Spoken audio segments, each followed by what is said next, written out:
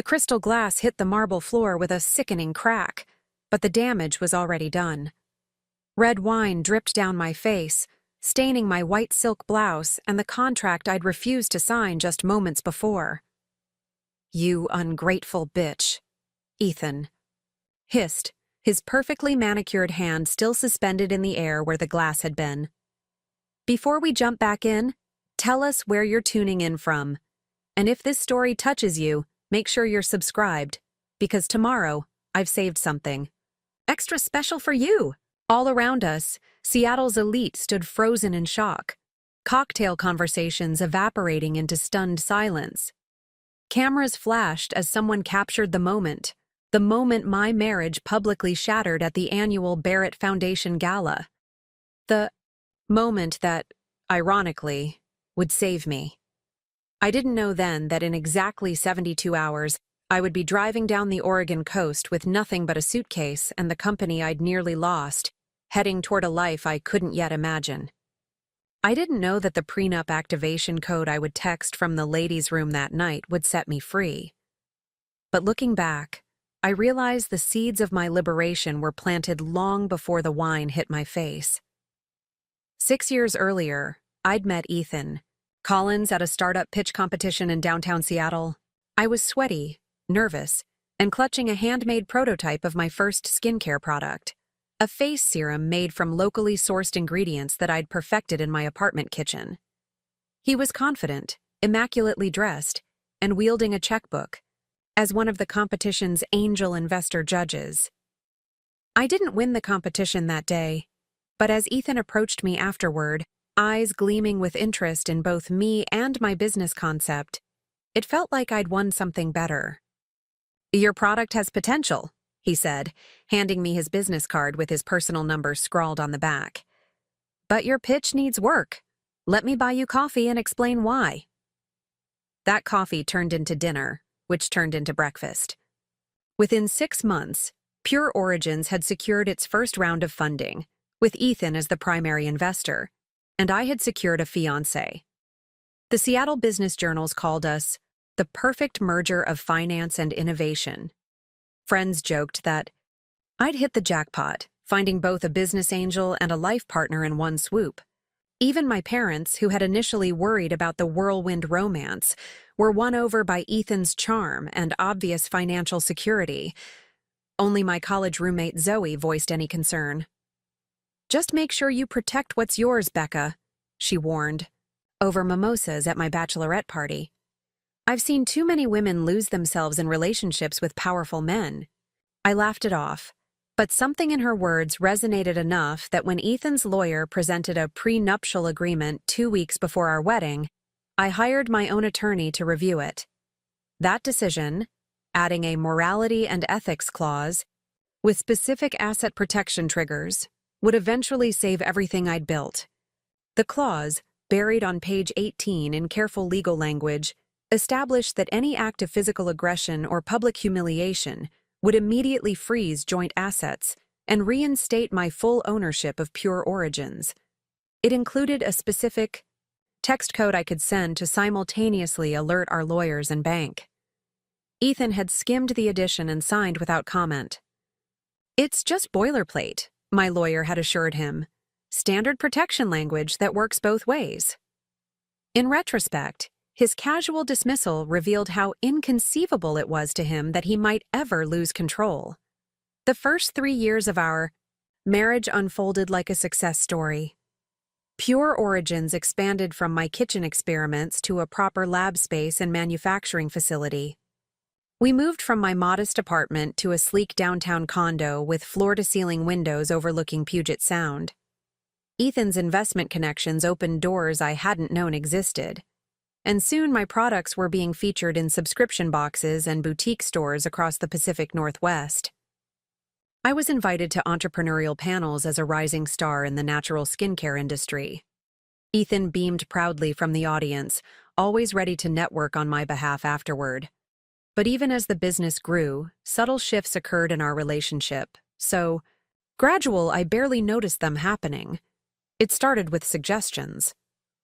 "You should consider hiring Ryan for your sales team," Ethan would say, referring to a former colleague of his.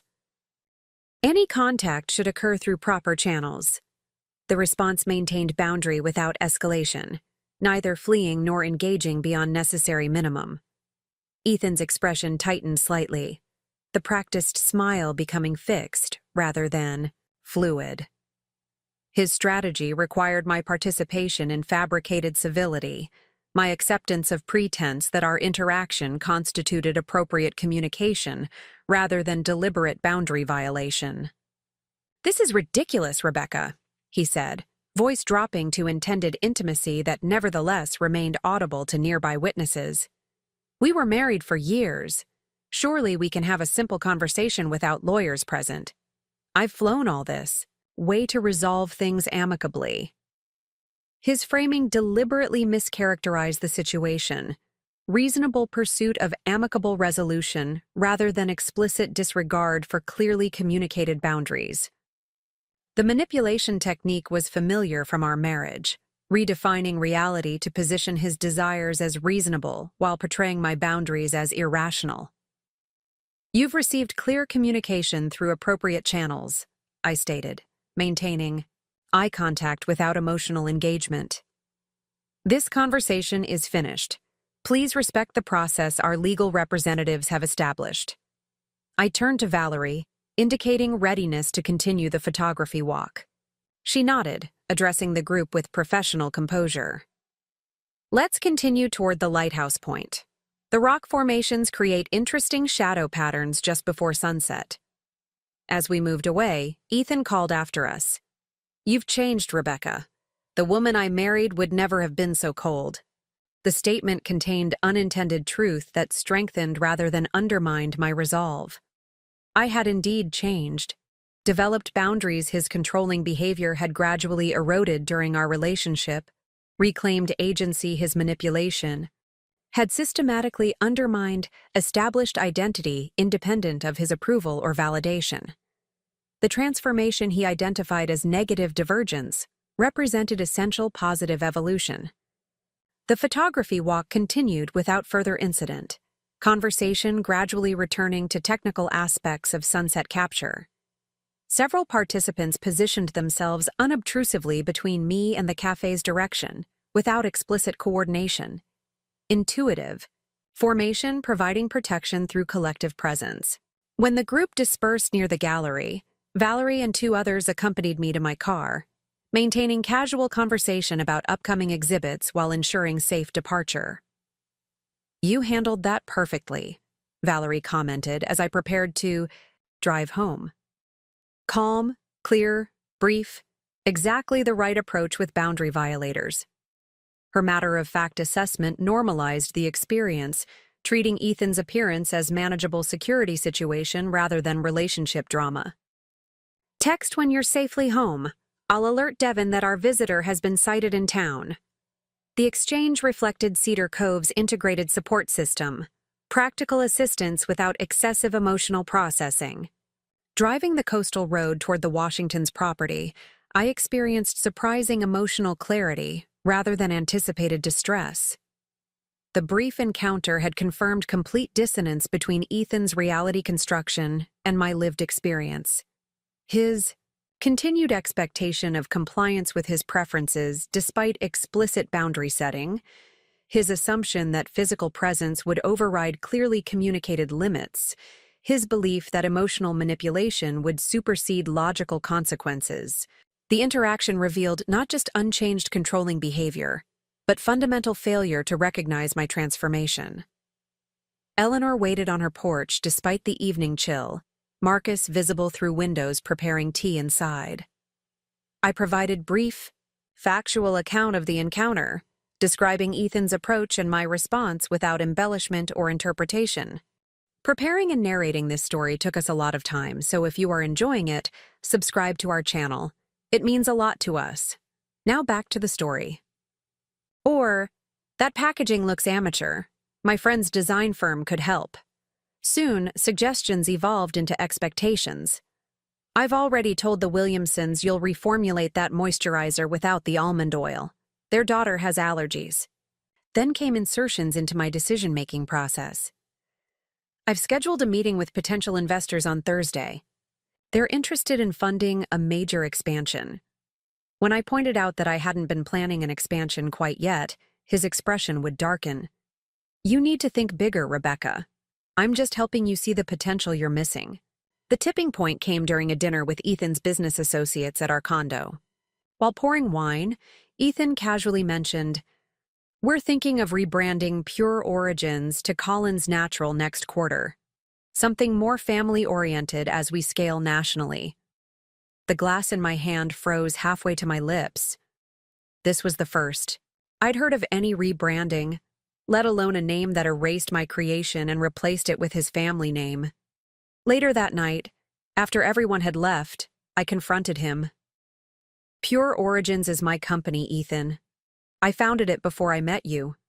I never agreed to change the name." He looked genuinely confused by my objection. "But we're a family now, Rebecca. I've invested hundreds of thousands of dollars. My connections have built this company as much as your formulas have." When I reminded him that his investment had been structured as loans with favorable terms, not ownership stakes, his expression hardened into something I'd never seen before. "Do you really think you'd be anywhere without me? You were mixing oils in mason jars when I found you." That night, I slept in the guest room, telling myself it was just a miscommunication, that Ethan's pride was hurt, that we would find a compromise. In the morning. Instead, over breakfast, he placed a folder in front of me. Inside was paperwork to add his name to the business registration as co-owner and to authorize the name change to Collins Natural. "Just a formality," he said, sliding an expensive pen across our marble island. "We're partners in everything else. It's time to make it official with Pure Origins, too." Something cold settled in my stomach as I stared at the documents. This wasn't a negotiation or a request. It was an expectation. One that had apparently been in the works for some time, given the professionally prepared paperwork. "I need time to think about this," I said, closing the folder without signing. "And to consult with my business attorney." Ethan's smile remained fixed, but his eyes flashed with something dangerous. "Don't be difficult, Becca. This is happening. The only question is whether you'll be reasonable about it." For the next 2 weeks, an Arctic chill descended over our relationship. Ethan worked late, responding to my texts with one-word answers. When home, he was polite but distant, like we were strangers sharing an elevator rather than a marriage. The unsigned folder remained on his desk, a silent accusation. Meanwhile, I discovered other concerning developments. Ethan had been meeting with our biggest retail partners, positioning himself as the business development arm of Pure Origins. He'd had preliminary conversations with packaging suppliers about the rebrand. Most alarmingly, I found emails suggesting he'd been exploring ways to leverage his initial investment to claim controlling interest, consulting with his attorney about options if I proved difficult. I scheduled an urgent meeting with my own lawyer, the same one who had reviewed our prenup. As I laid out the situation, her expression grew increasingly grave. "He's trying to execute a hostile takeover of your company," she said bluntly. "The fact that you're married makes it complicated but not impossible to fight. However, I should warn you, these situations often get messy." "Messier than my marriage already is?" I asked, attempting humor that fell flat against the reality of my situation. She slid a business card across her desk. "This is a good family lawyer. You might need her soon. In the meantime, don't sign anything. And Rebecca, document everything." The Barrett Foundation Gala had been on our calendar for months. As major donors to Seattle's arts community, the Barretts hosted an annual black tie fundraiser that doubled as a networking powerhouse for the city's business elite. Canceling would have been conspicuous, raising questions neither Ethan nor I wanted to address publicly while our private power struggle continued. So I zipped myself into a black evening gown, clasped my grandmother's pearls around my neck, and prepared to spend an evening pretending that my marriage and business weren't simultaneously imploding. The tension between us had reached fever pitch that morning, when I discovered Ethan had scheduled a meeting with Pure Origin's legal team, without including me. Just cleaning up some intellectual property questions, he'd claimed dismissively. When confronted. The Barrett mansion was ablaze with lights as we arrived, camera flashes popping as Seattle's wealthy and connected strolled the red carpet. Ethan placed his hand on the small of my back, the picture of the devoted husband. "Smile," he whispered through gritted teeth. "Everyone who matters in this city is watching." For 2 hours, we circulated separately through the crowd, each playing our public roles flawlessly while avoiding direct interaction. I was deep in conversation with a potential retail partner when Ethan appeared at my side, too bright smile fixed in place, champagne flute in one hand and a familiar folder in the other. "Perfect timing," he said smoothly. "I was just telling Charles here about our exciting rebranding plans." He placed the folder on a nearby high-top table and opened it to reveal the same ownership transfer documents I'd refused to sign weeks earlier. A fountain pen appeared in his hand. "Shall we make it official? Charles is a notary, conveniently enough." The trap was elegant in its simplicity. Refuse in front of Charles, who oversaw purchasing for the largest luxury retailer in the Pacific Northwest, and I'd appear unprofessional, potentially jeopardizing a crucial business relationship. Sign, and I'd surrender everything I'd built. The calculation in Ethan's eyes was clear. He believed I would choose temporary harmony over conflict.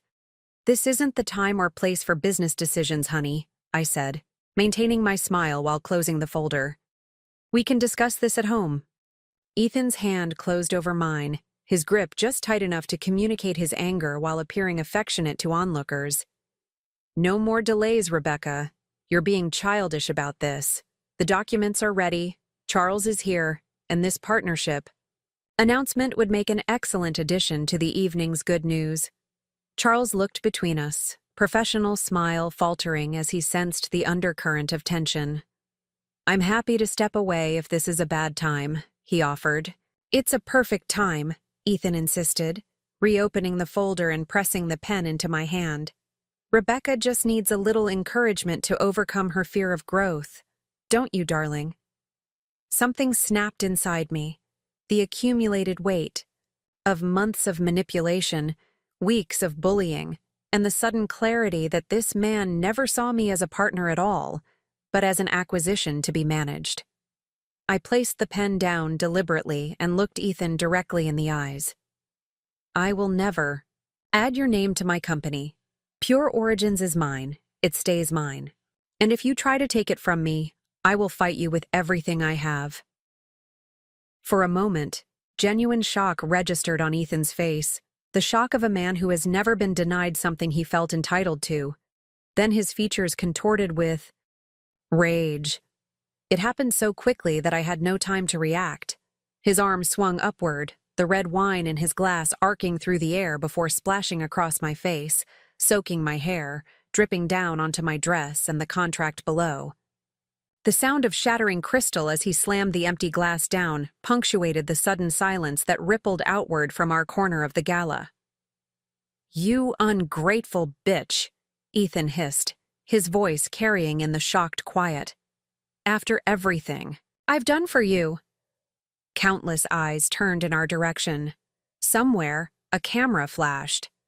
Charles backed away, hand covering his mouth. For one suspended moment, humiliation burned hotter than anger as wine dripped from my chin onto the marble floor. Then, with surprising steadiness, I picked up my clutch and walked toward the ladies' room, head high despite the stares and whispers that followed. Inside, I locked myself in a stall, hands shaking as I withdrew my phone.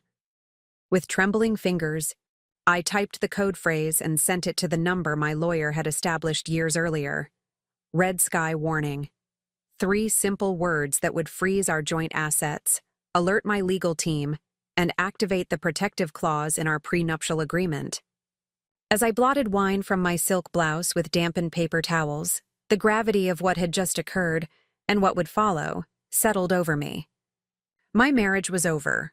The careful life I'd constructed in Seattle was shattered. But strangely, beneath the shock and grief, another emotion bubbled up. Relief. The pretense was finally over. Ethan had shown his true nature in front of witnesses. There would be no more gaslighting, no more pretending that his attempts to control my business were for my own good. As I stared at my wine-stained reflection, a plan began forming. I had built Pure Origins from nothing once before. I could do it again, somewhere new, somewhere beyond Ethan's influence. 3 days later, after a flurry of emergency meetings, with attorneys and bankers, I packed a single suitcase into my car.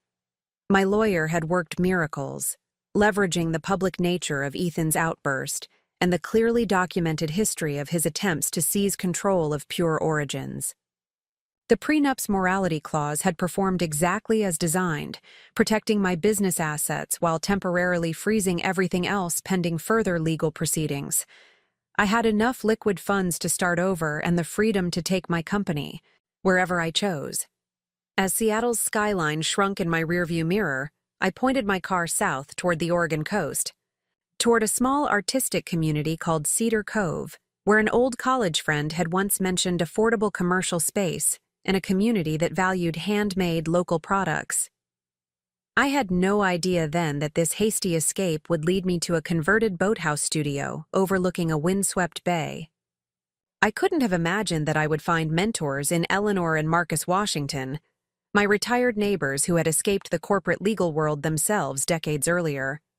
I didn't know that Cedar Cove's community of artisans would embrace both me and a reimagined Pure Origins, or that the local lavender and seaweed would inspire an entirely new product line that would eventually outperform anything I'd created in Seattle.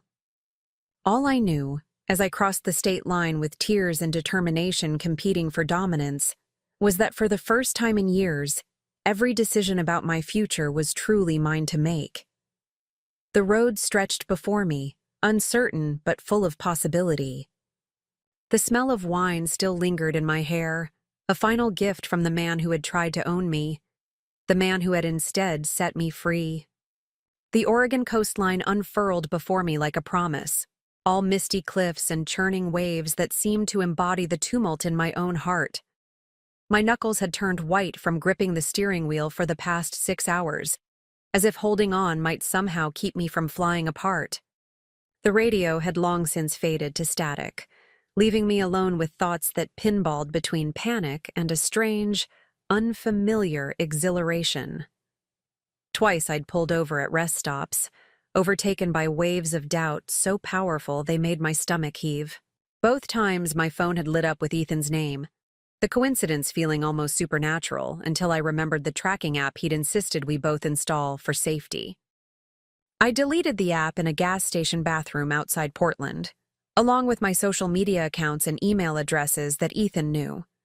My lawyer had advised creating this digital distance, explaining that men like Ethan rarely surrendered control willingly. "He'll try to pull you back into his orbit," she'd warned during our hurried meeting the morning after the gala. "The prenup protects your assets, but it can't protect your resolve." She'd slid a burner phone across her desk along with a list of recommended steps for someone leaving an increasingly controlling relationship. The clinical nature of that list, change banks, use cash when possible, vary your routine, had made the reality of my situation impossible to deny. I wasn't just leaving a failed marriage. I was escaping. The Welcome to Cedar Cove sign appeared through a curtain of afternoon mist, faded blue paint peeling around carved wooden letters. Population 3,542. The number struck me as impossibly small after Seattle's bustling millions. What had Zoe told me about this place? That artists were drawn to the light, that rent was reasonable, that the community valued craftsmanship over commerce. It had sounded charming when she'd mentioned it years ago during one of our increasingly rare phone calls. Now, as I navigated narrow streets lined with weathered clapboard buildings, it looked like either salvation or a terrible mistake. The Driftwood Inn sat perched on a bluff overlooking the bay, a rambling 2-story structure that had clearly been cobbled together through multiple additions over decades. The vacancy sign flickered erratically in the gathering dusk. Inside, a woman with silver-streaked hair pulled into a loose bun looked up from her crossword puzzle, assessing me with kind but shrewd eyes. "Rough day?" she asked, taking in my rumpled clothes and the hollowness I could feel around my eyes. I managed a weak smile. "Rough week." Something in her expression softened. She introduced herself as Maggie, slid a registration card across the worn wooden counter, and then hesitated before asking for ID. When I fumbled with my wallet, hands still unsteady, she waved it away. "The card's enough for tonight. You look like you could use rest more than paperwork." My room featured faded floral wallpaper, a brass bed that creaked with every movement, and windows that faced the churning Pacific. I stood watching the waves until darkness swallowed them, feeling untethered from the life I'd left behind. The woman I'd been just days ago, Becca Collins, wife of investment banker Ethan Collins, owner of a promising skincare startup, seemed like a character in someone else's story. In her place stood a stranger, Rebecca Mitchell again, alone, running on fumes and fear, and the faint hope that whatever came next might be built on firmer foundation than what had crumbled behind her. Sleep came in fitful bursts, interrupted by phantom phone notifications and dreams where Ethan found me, his rage masquerading as concern as he dragged me back to Seattle. I woke with the dawn, salt air seeping through windows I'd cracked open. During the night, for the first time since the gala, I allowed myself to fully consider my position. The emergency cash withdrawal my lawyer had facilitated would cover a few weeks of modest living. The prenup had secured Pure Origin's intellectual property and inventory, but those assets remained in storage facilities in Seattle until the legal dust settled. I had my formulation notebooks, my laptop with product specifications, and my raw determination. Everything else, even clothes and personal mementos, remained in the condo that had never truly felt like mine. After a shower in the inn's communal bathroom, I ventured downstairs to find Maggie setting out coffee and homemade scones for the handful of other guests. "Looking more human today," she observed, pouring me a cup without asking. The coffee tasted better than it had any right to, rich and complex against the buttery scone. Simple pleasures that somehow felt profound after days of existing on adrenaline and vending machine snacks. When Maggie asked how long I'd be staying, I realized I had no answer. "I'm between situations," I finally said, the euphemism inadequate, but preferable to spilling my messy truth to a stranger. Maggie nodded as if this was perfectly normal. "Most people who end up in Cedar Cove are." She refilled my cup, then added, "If you're looking to stay longer than a few nights, you might want to check the community board. Sometimes there are rentals that don't make it to the online listings." She gestured toward a corkboard near the entrance, crowded with flyers and business cards. "And if you're needing work, Tidal Basin Cafe is short-staffed since tourist season started early." The community board became my lifeline that morning. Among advertisements for yoga classes and local art shows, I found a faded index card. "Studio apartment above boathouse, rustic but waterproof, utilities included, suitable for single occupant." The rent listed was so low compared to Seattle prices that I initially assumed it was weekly rather than monthly. A phone number had been scrawled at the bottom, along with the words, "Serious inquiries only, no drama." The number connected me to Eleanor Washington, whose clipped, no-nonsense phone manner reminded me of my first business professor in college. Yes, the apartment was still available. Yes, I could see it today. No, she didn't need my life. Story, just first and last month's rent in cash if I wanted it. "It's nothing fancy," she warned, giving me directions to a property north of town. "But it's clean and private. Some find the isolation appealing." The way she emphasized isolation suggested she counted herself among that number. Eleanor's property revealed itself at the end of a winding gravel road, a modest but well-maintained craftsman house perched on a rocky promontory, with a separate structure closer to the water's edge. This second building, clearly the boathouse mentioned in the ad, had weathered cedar siding and large windows facing the bay. Eleanor herself stood waiting on her porch, a tall, straight-backed woman in her early 70s with close-cropped, white hair and penetrating dark eyes. Before I could offer any greeting, she stated, "You're running from something." Not a question, but an observation delivered without judgment. For a moment, I considered crafting some palatable half-truth, the kind of explanation I might have offered at a Seattle cocktail party. Instead, exhaustion and the strange comfort of a stranger's directness prompted honesty. My husband tried to take my company, then threw wine in my face at a charity event when I refused to sign it over. The words hung in the salt-laden air between us. Eleanor nodded once, satisfied. Good. Truth is simpler to maintain than lies. You'll need fewer stories to remember. She turned and began walking toward the boathouse. Marcus will want to know you're not bringing trouble to our doorstep, but that can wait for dinner. Let's show you the apartment first. The apartment occupied what had once been storage space above the actual boathouse. A steep exterior staircase led to a door that opened directly into a single room with a kitchenette along one wall, a sleeping area defined by a privacy screen, and a tiny bathroom tucked under the eaves. What the space lacked in size or luxury, it made up for in character and light. Dormer windows faced the water, filling the room with shifting patterns as sunlight danced across the bay's surface.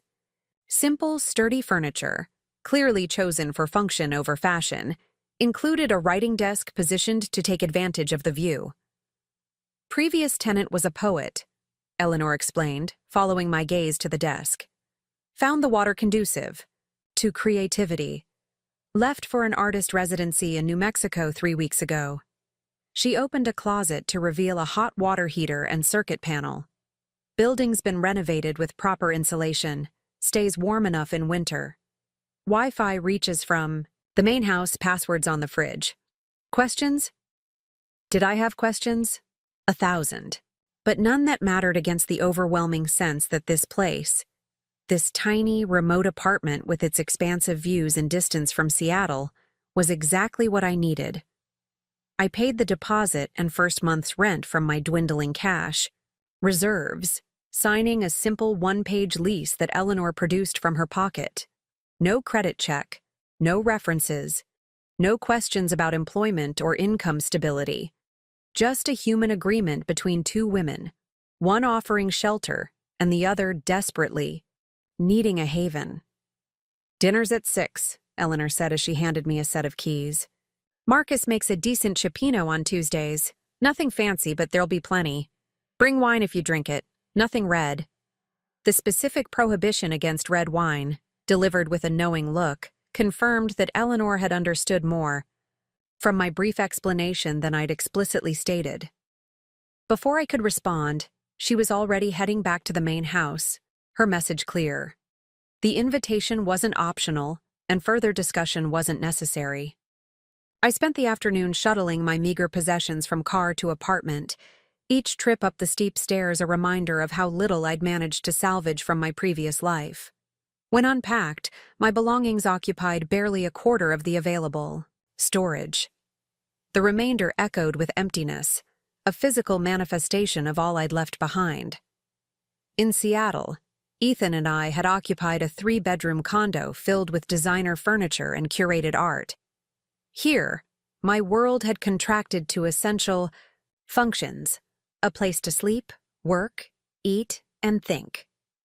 The lack felt oddly freeing rather than depriving.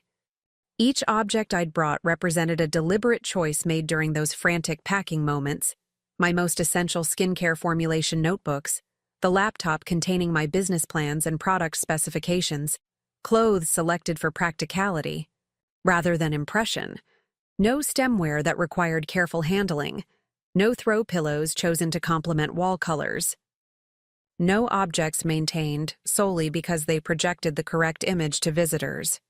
just the basic architecture of a life I might rebuild.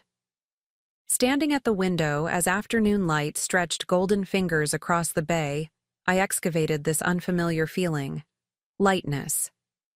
Despite everything, the public humiliation, the financial uncertainty, the grief of a marriage exposed as fundamentally fraudulent, I felt curiously unburdened. The sensation was so foreign that it took me several minutes to identify it as the absence of performance. For years, I'd been maintaining a carefully constructed version of Rebecca Collins, successful entrepreneur and perfect corporate wife.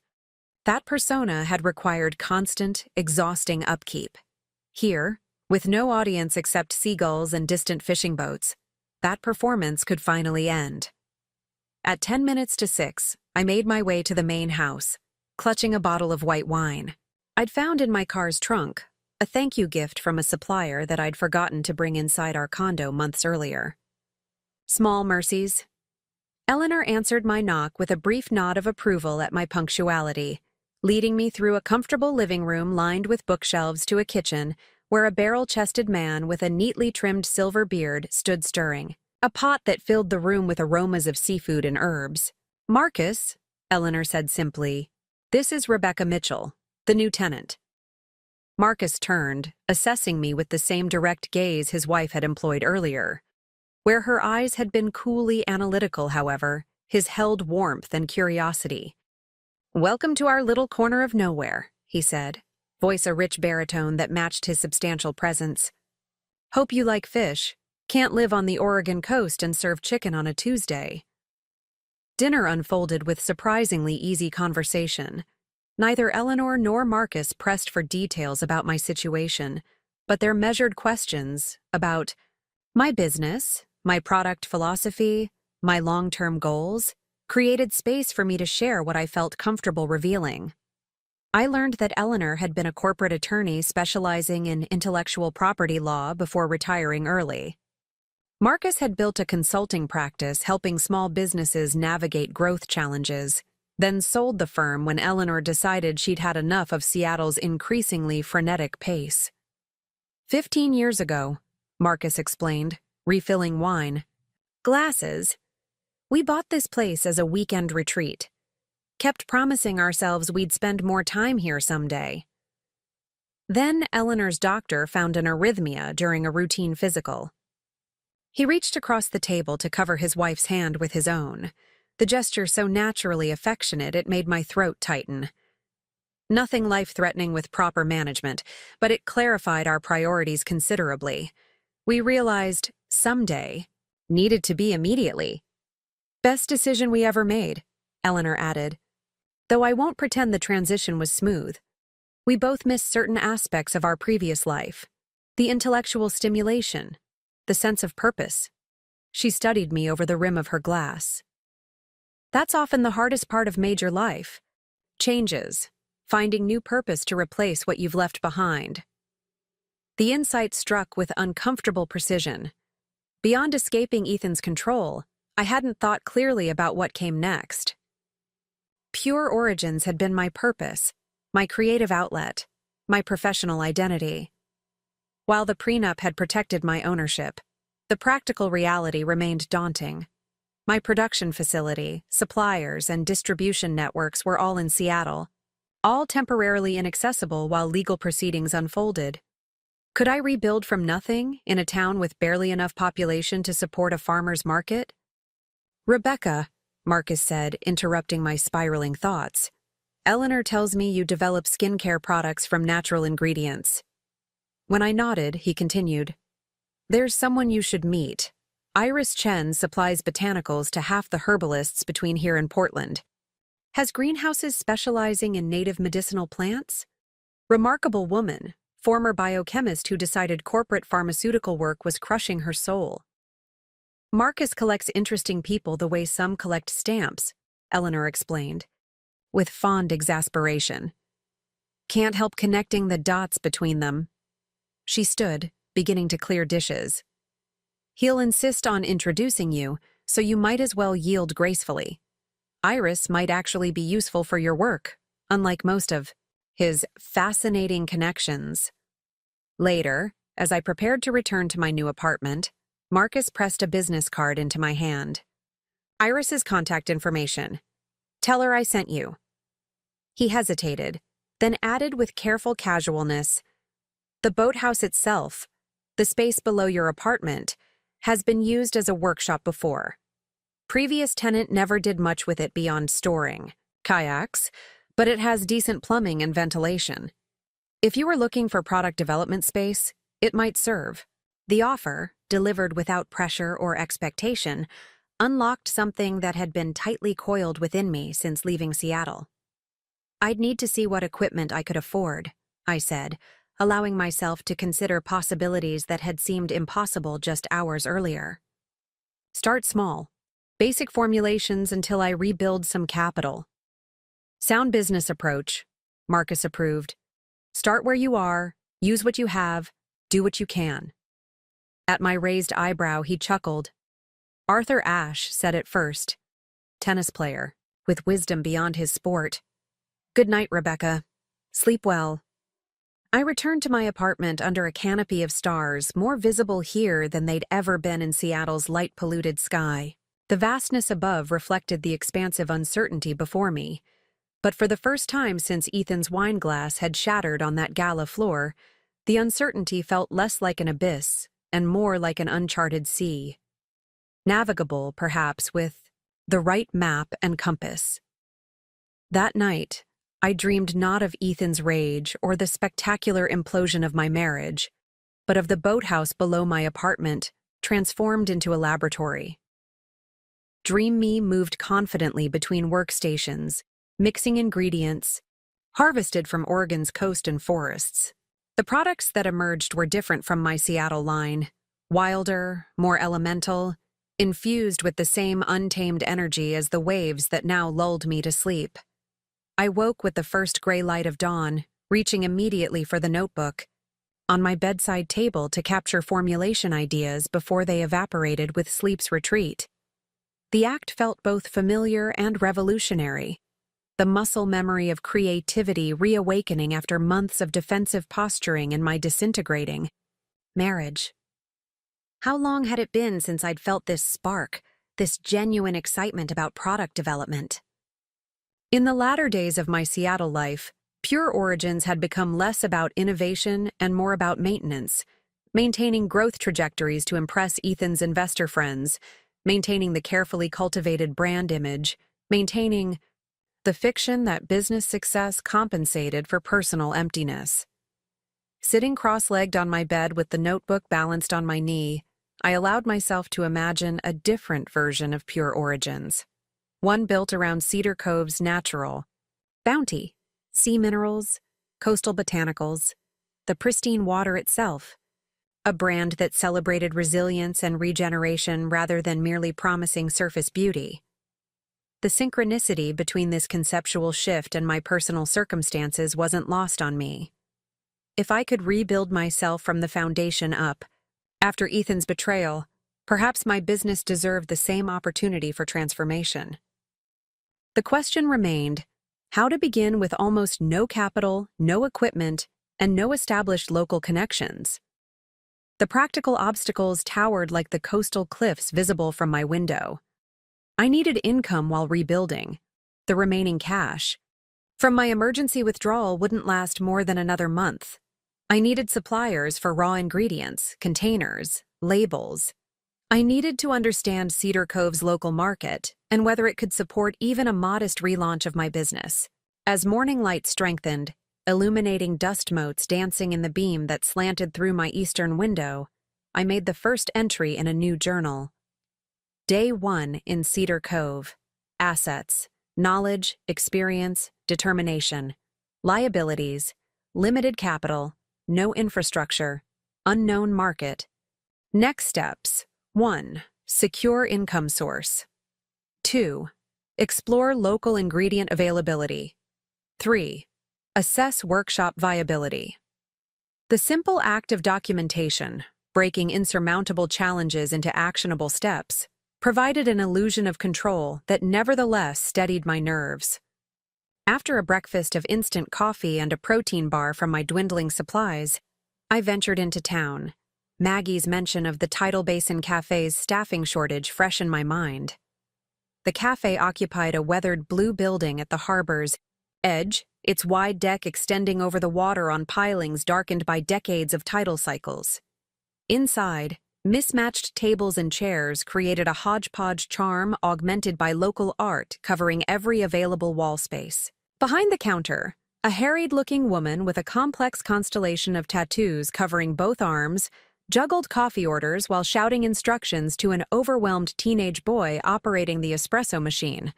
I waited until the morning. Rush subsided before approaching. "I heard you might need help," I said when the tattooed woman finally had a moment to breathe. She looked me over with the weary skepticism of someone who had hired and lost too many seasonal workers. "You have experience?"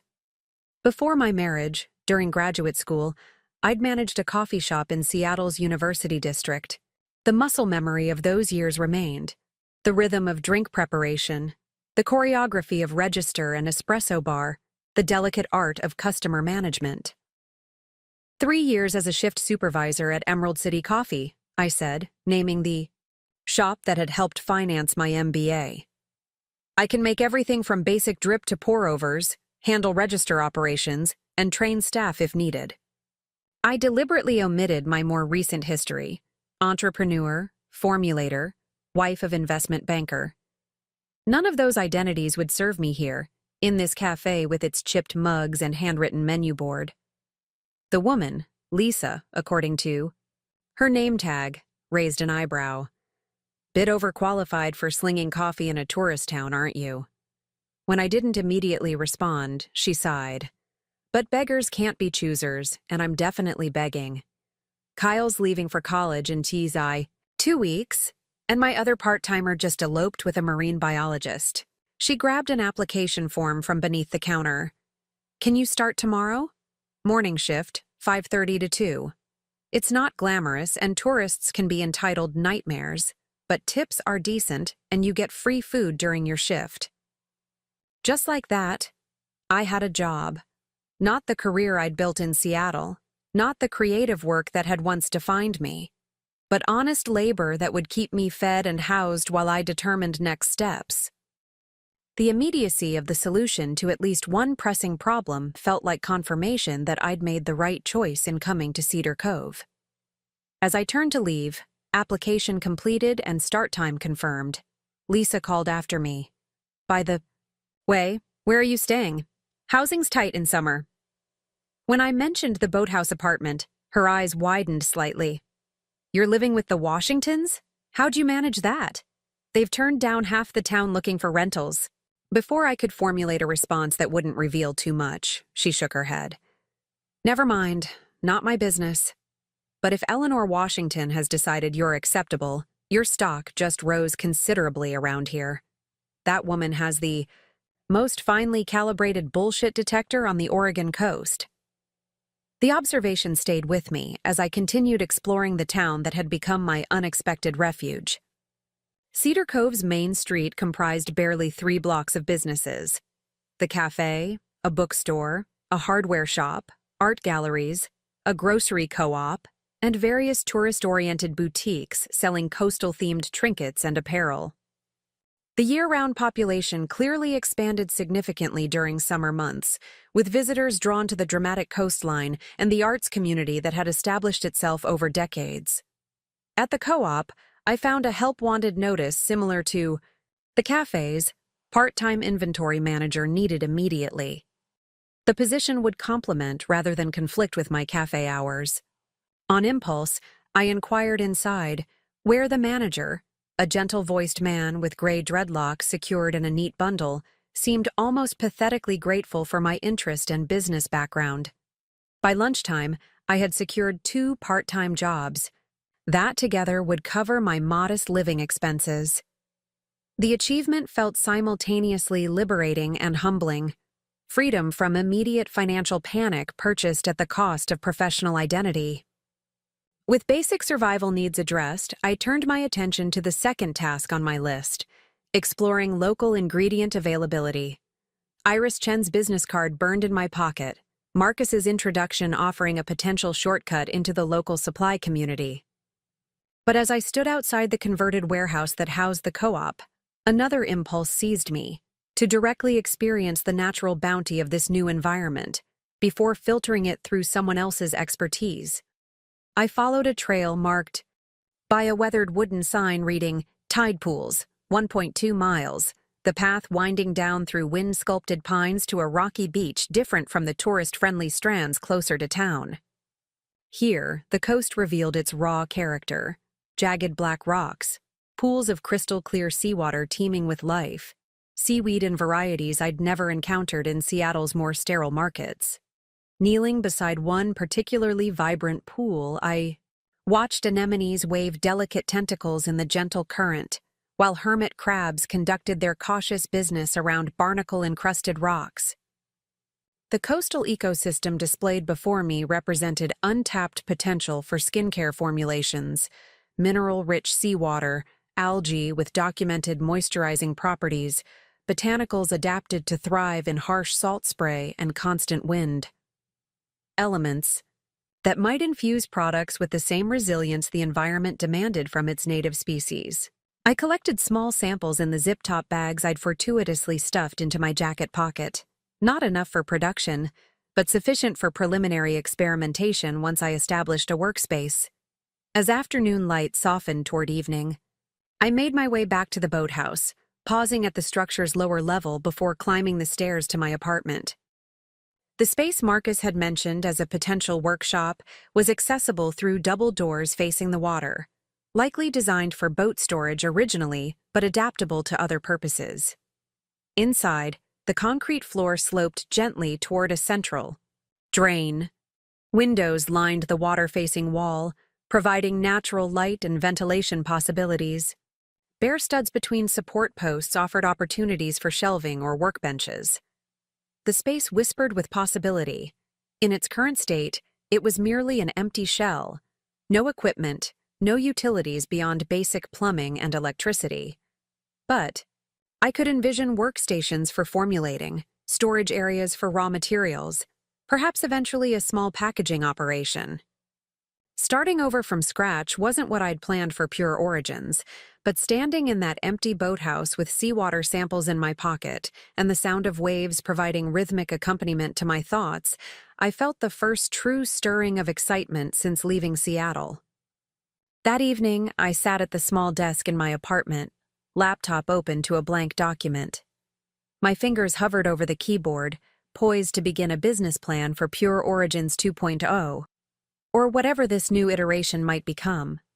The blinking cursor seemed to pulse with the question that had haunted me since watching Seattle recede in my rearview mirror. Was I fleeing or advancing?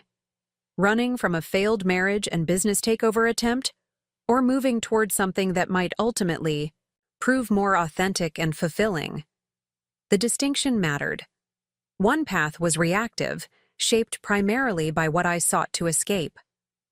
The other was proactive, guided by a vision of what might be possible in this unexpected new chapter. Eleanor's earlier observation about finding new purpose echoed in my mind. I didn't want to define myself forever as Ethan Collins's ex-wife, or the woman who narrowly escaped a hostile takeover of her company. I needed, to create an identity and business forged from genuine passion rather than defensive positioning. With sudden clarity, I typed the document title, Pure Origins, Coastal Regeneration. Below it, a mission statement began to form. Not a complete business plan yet, but a declaration of intent. Harnessing the resilience of Oregon's coastal ecosystems to create skincare that supports natural regeneration and adaptation. Products developed in harmony with local environments, contributing to, rather than extracting from, the communities that inspire them. The words felt right, aligned with both my personal journey and the business philosophy I'd always aspired to, but had compromised in subtle ways during my marriage.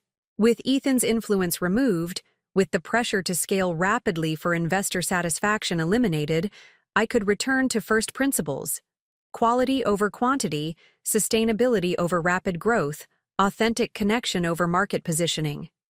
Whether this vision would translate into commercial success remained uncertain, but for the first time since the gala's red wine had stained my blouse in clarity, the path forward felt authentic to my core values. A knock at my door startled me from my planning reverie. Eleanor stood on the landing, a canvas grocery bag in one hand. "Thought you might need provisions," she said, handing me the bag without ceremony. Inside, I found basics: coffee, eggs, bread, fruit, granola, the staples of a temporary kitchen. The thoughtfulness of the gesture, coming from a woman who projected such self-contained strength, caught me off guard. "Thank you," I said, emotion thickening my voice. "For everything. The apartment? Dinner last night? This?" I gestured with the bag. "I keep finding myself without adequate words lately. That's new for me." Eleanor's expression softened marginally. "Major life disruptions have that effect. Strip away our practiced vocabularies, force us back to essentials." She turned to leave, then paused. "Marcus mentioned you might be interested in the boathouse space. If so, we should discuss terms. No rush. Take time to be certain it meets your needs." With that, she descended the stairs, leaving me once again marveling at the Washington's particular blend of boundary and generosity. That night, as I made a simple dinner from Eleanor's provisions, my phone, the new one unknown to Ethan, chimed with a text from my lawyer.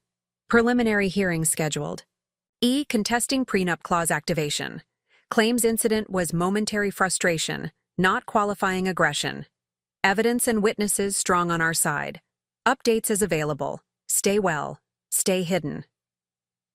The message crystallized something I'd been feeling since arriving in Cedar Cove. This wasn't merely a temporary refuge, but potentially a long-term relocation. Whatever legal resolution eventually emerged, returning to Seattle would mean re-entering Ethan's sphere of influence. Something my emerging sense of self-preservation recognized as dangerous, regardless of judicial outcomes.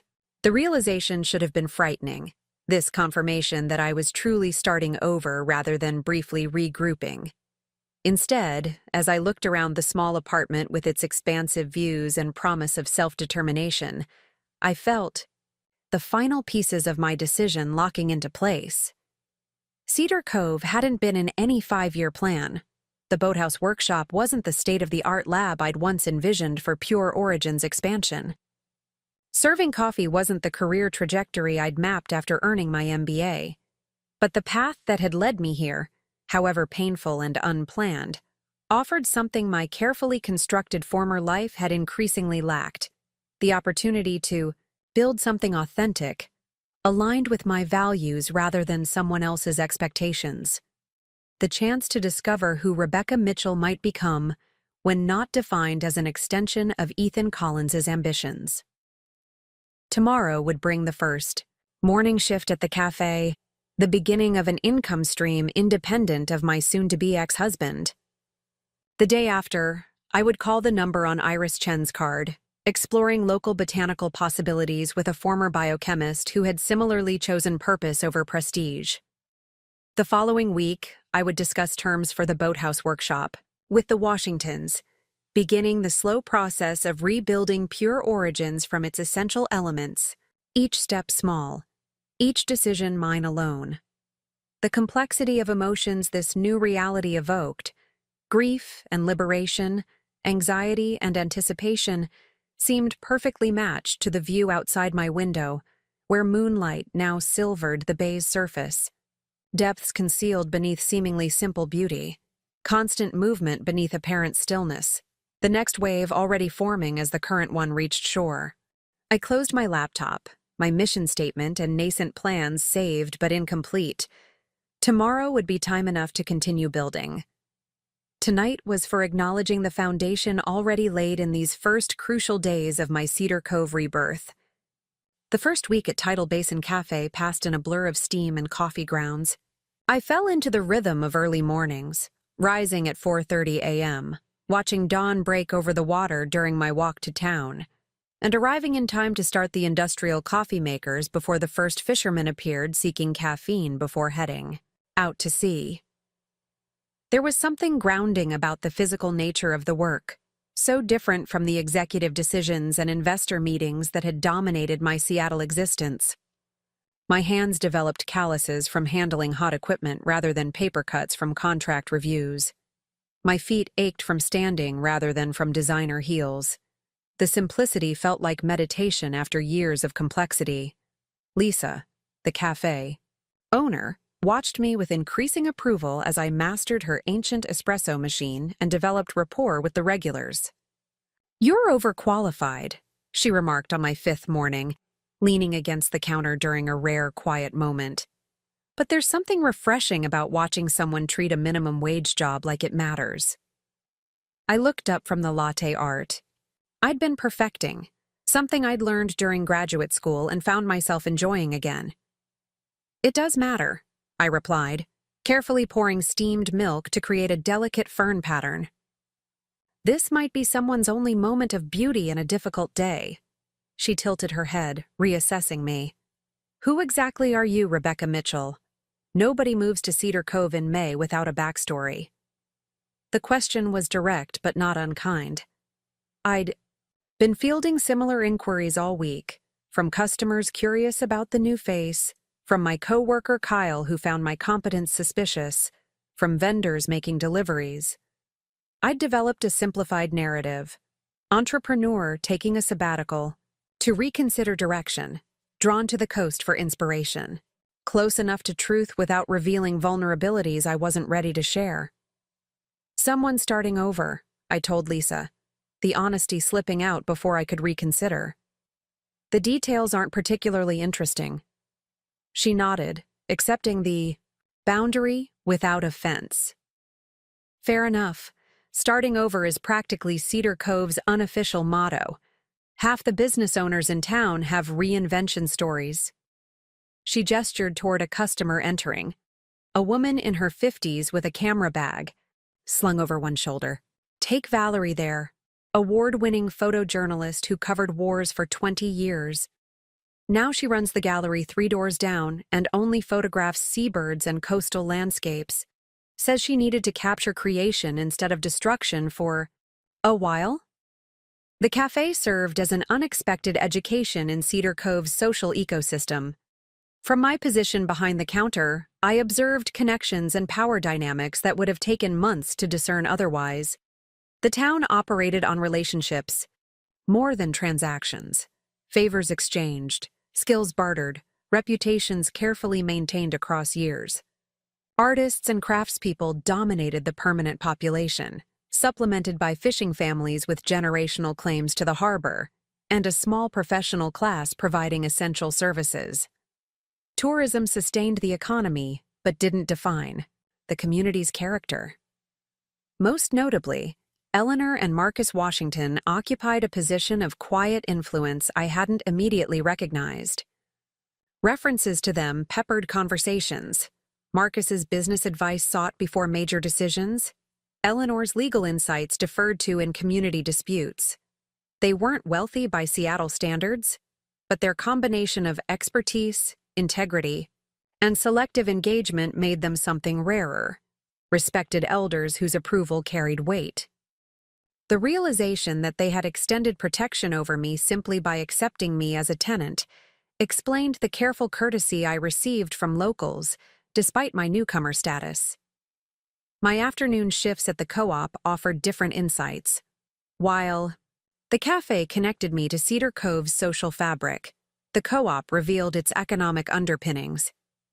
Working inventory exposed me to the region's agricultural producers, artisanal food crafters, and botanical suppliers. Alan, the dreadlocked manager, quickly recognized my business background and began delegating responsibilities beyond simple stock management. Vendor negotiations, ordering optimization, display arrangement. The work was engaging without being consuming, allowing mental space to continue developing plans for Pure Origins revival. Nearly 2 weeks into my Cedar Cove existence, I finally called the number on Iris Chen's business card. A brisk, no-nonsense voice answered, clearly accustomed to efficient communication. West Coast Botanicals. When I mentioned Marcus's referral, her tone warmed marginally. The Washingtons have good judgment about people. What can I help you with? I explained my background in natural skincare formulation and interest in local ingredients, carefully avoiding specifics about my circumstances. Iris listened without interruption, then said simply, "Come see the operation tomorrow. Bring appropriate footwear. We start at 7. "We start at 7 proved to be an understatement. When I arrived at the address Iris had provided, a former dairy farm several miles inland from the coast, I found her already deep into the day's harvest, directing 3 workers collecting flowering herbs from meticulously maintained beds. Iris herself defied easy categorization. Late 50s with silver-streaked black hair pulled into a practical bun, wearing mud-spattered boots and cargo pants while consulting planting charts on a high-end tablet. She acknowledged my arrival, with a nod before handing me gardening gloves. "Observation happens alongside work here. Help Thomas with the calendula while we talk." For the next 3 hours, I harvested delicate orange blossoms while Iris moved between greenhouses and outdoor growing areas, explaining her operation in precise, technical terms that revealed her scientific background. West Coast Botanicals supplied medicinal herbs and specialty botanicals to herbalists, small-batch beauty companies, and high-end restaurants throughout the Pacific Northwest. Unlike larger commercial operations, Iris maintained heirloom varieties and specialized in plants with specific medicinal or cosmetic applications, many cultivated using traditional techniques from her Chinese heritage, alongside modern sustainable farming practices. Most commercial suppliers force rapid growth through artificial conditions, she explained, examining seedlings in a humidity-controlled greenhouse. It increases yield but compromises phytochemical profiles. The compounds that make botanicals effective for skincare or medicine develop in response to environmental stressors, variable weather, insect pressure, competition with other plants. Perfect growing conditions produce weak chemistry. The observation struck me as both scientifically sound and metaphorically resonant with my own situation. Stress forcing stronger development. Over lunch, a simple but perfect meal of vegetables harvested minutes earlier, Iris asked pointed questions about my formulation approach and ingredient standards. Her interest seemed professional rather than personal, evaluating whether my work merited access to her carefully cultivated botanicals. I found myself speaking with a passion I hadn't felt in months, detailing my commitment to efficacy over marketing claims, my preference for whole plant extracts rather than isolated compounds, my experiments with preservation methods that minimized synthetic additives. "You understand the principles," she concluded, appearing moderately impressed. "Most beauty entrepreneurs I meet are marketers first, formulators second, if at all. They want ingredients that sound appealing on labels rather than constituents. That functions synergistically." She studied me over her teacup. "The Washingtons mentioned you're establishing a workspace in their boathouse. What equipment do you have currently?" When I admitted to having nothing beyond formulation notebooks and raw material samples, she nodded as if confirming a suspicion. "Starting from 0. She rose from the table, gesturing for me to follow her to a storage building behind the main barn. Inside, amid neatly organized shelves of dried botanicals, stood laboratory equipment: scales, hot plates, glassware, a small centrifuge. My previous lab setup before I expanded 3 years ago. Not state-of-the-art, but functional for small batch development. It's been collecting dust. You can use it until you're established enough to invest in your own." The unexpected generosity left me momentarily speechless. In Seattle's competitive entrepreneurial community, such assistance would have come with ownership stakes or exclusivity agreements at minimum. Iris waved away my stuttered thanks with characteristic directness. "Marcus said you're legitimate. I have ingredients that work best in skincare applications, but limited time to develop formulations myself. We'll establish a collaborative arrangement once you're operational. For now, consider it a properly vetted investment in future possibilities." She handed me a laminated card listing harvest days for different botanicals. "You're welcome here on these mornings if you want fresh material. Otherwise, the co-op carries my dried stock. Coastal ingredients, seaweeds, salt, minerals, you'll need to source elsewhere. Talk to Devin Lewis about sustainable harvesting permits. He manages the Marine Sanctuary Program and monitors commercial collection." The information came with implicit endorsement. Iris was essentially providing a roadmap to Cedar Cove's ingredient supply network, doors that might have taken months to locate and open otherwise. As I prepared to leave, Iris offered one final observation. "Cedar Cove functions on reciprocity, not just transactions. Remember that as you establish yourself here." The principle seemed to underscore all the interactions I'd had since arriving, from Maggie's discretion at the inn, to the Washingtons' practical support, to Lisa's gradual inclusion at the cafe. The community operated on a complex exchange, of value that encompassed but transcended simple economics. My instinct to protect myself through privacy was understandable, but potentially limiting in this environment, where judicious vulnerability might yield stronger connections. I returned to the boathouse that evening with my mind churning, not just with formulation possibilities unleashed by access to Iris's equipment and botanicals, but with larger questions about integration versus isolation. My Seattle strategy had been clear. Project confidence, never reveal weakness, maintain careful control over personal narrative. Those habits had served me well in competitive business environments but felt increasingly misaligned with Cedar Cove's more transparent social contract. The protective walls I'd built seemed to be blocking potential allies as effectively as they deterred threats. The following morning, Eleanor intercepted me as I left for my cafe shift. "Marcus and I would like to discuss the workshop space this evening if you're available." Her tone remained characteristically neutral, but a certain tension around her eyes suggested the conversation might encompass more than rental terms. I agreed to dinner at 6, then spent my shift mentally preparing counteroffers for whatever price they might suggest for the boathouse use, calculating what I could afford from my combined cafe and co-op income while still rebuilding business capital. When I arrived at their house that evening, I found not just Eleanor and Marcus but a third person, a compact, weathered man in his 60s introduced as Devin Lewis, the Marine Sanctuary Program Manager Iris had mentioned. The dinner conversation initially followed familiar patterns. Eleanor's precise observations about local matters, Marcus's warmer elaborations, my careful contributions when directly addressed. Devin mostly listened, asking occasional questions that revealed genuine interest in my skincare formulation philosophy. After dessert, Eleanor's surprisingly delicate lavender shortbread, Marcus cleared his throat in what I'd come to recognize as his signal for shifting to substantive matters. "Rebecca, we've been discussing your potential use of the boathouse workshop. There are considerations beyond simple rental arrangements." Eleanor nodded, taking over with characteristic efficiency.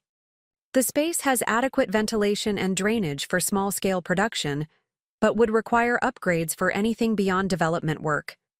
Additionally, commercial use has zoning implications."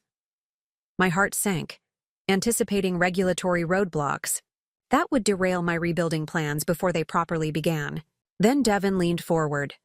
"That's partly why I'm here. The property falls within the coastal management zone I oversee. Commercial activities require environmental impact assessment." Before my disappointment could fully form, he continued. "However, the sanctuary program has a small business incubator specifically for enterprises utilizing local resources sustainably. Participants receive streamlined permitting and technical assistance in exchange for environmental stewardship commitments." Marcus's expression remained carefully neutral, but his eyes revealed satisfaction at Devin's interest. "We thought your approach to formulation might align with program objectives. If so, it would simplify several aspects of establishing operations here. The conversation that followed revealed careful coordination among the three of them. Eleanor had researched permit requirements, Marcus had spoken with Devin about the incubator program, and Devin had reviewed public information about Pure Origin's previous ecological commitments in Seattle. "You've been discussing my business," I observed, emotion somewhere between gratitude and discomfort at being the subject of behind-the-scenes conversations. Eleanor met my gaze directly. "Yes, selectively, and only with those positioned to provide meaningful assistance." Her frankness demanded equal honesty in return. "I'm not accustomed to accepting help," I admitted. "In Seattle, support always came with hidden costs." "Cedar Cove operates differently," Devin said, echoing Iris's earlier sentiment. "We invest in people and enterprises that strengthen the community ecosystem. Your skincare business could provide economic opportunities while promoting the region's natural resources, if developed thoughtfully." He slid a folder across the table containing incubator program details. "Review these materials. If you're interested, I'll need a basic business plan and environmental impact statement. Nothing elaborate, just enough to establish intentions and approach." The offer represented far more than workspace access. The incubator would provide legal framework for rebuilding Pure Origins, technical support for sustainable harvesting, and implicit community endorsement, resources I couldn't have accessed through financial means alone. The generosity was overwhelming, but came with clear expectations: genuine commitment to Cedar Cove's environmental values, transparent business practices, community reciprocity. Not obligations to any individual, but to the social ecosystem I sought to join. My response came easier than expected. "I'd be honored to apply for the incubator program. My business has always prioritized sustainability, but developing formulations, specifically centered on local coastal ecosystems, would allow deeper integration of those values." The words felt simultaneously professional and deeply personal. The first time since arriving in Cedar Cove that I'd spoken about my work without carefully maintained barriers between business and identity. After Devin left, Marcus refilled wine glasses while Eleanor retrieved a simple contract from her office, a month-to-month agreement for the boathouse workshop at a rate significantly below market value for commercial space. "Consider it transitional support until you're established," she explained, forestalling my objections. "The rate increases incrementally as revenue develops." The structure was elegant in its simplicity, affording me immediate access to necessary space while maintaining appropriate business boundaries and acknowledging the temporary nature of the arrangement. I signed without haggling, another departure from my Seattle business approach. "Thank you both for everything." The inadequacy of the phrase hung in the air until Marcus chuckled. "You're still cataloging the everything, I imagine. Takes time to recognize the full scope of major life transitions." His perception was unnervingly accurate. Each day in Cedar Cove revealed new dimensions of what I'd left behind and what might be possible ahead. A constantly shifting inventory of losses and gains that defied simple calculation. Eleanor studied me with unusual openness. "You remind me of myself 30 years ago. Different circumstances but similar essence. Professional woman accustomed to controlling variables suddenly navigating unpredictable terrain." The comparison startled me. Not just the personal observation from typically reserved Eleanor, but the implied journey from my current uncertainty to her evident self-possession. "Does it get easier?" I asked, the question emerging more vulnerable than intended. "Not easier," she replied after consideration. "More authentic. The energy previously devoted to maintaining facades becomes available for actual living." She glanced at Marcus, their decades of partnership evident in the look that passed between them. "We've found that sufficient compensation for increased complexity."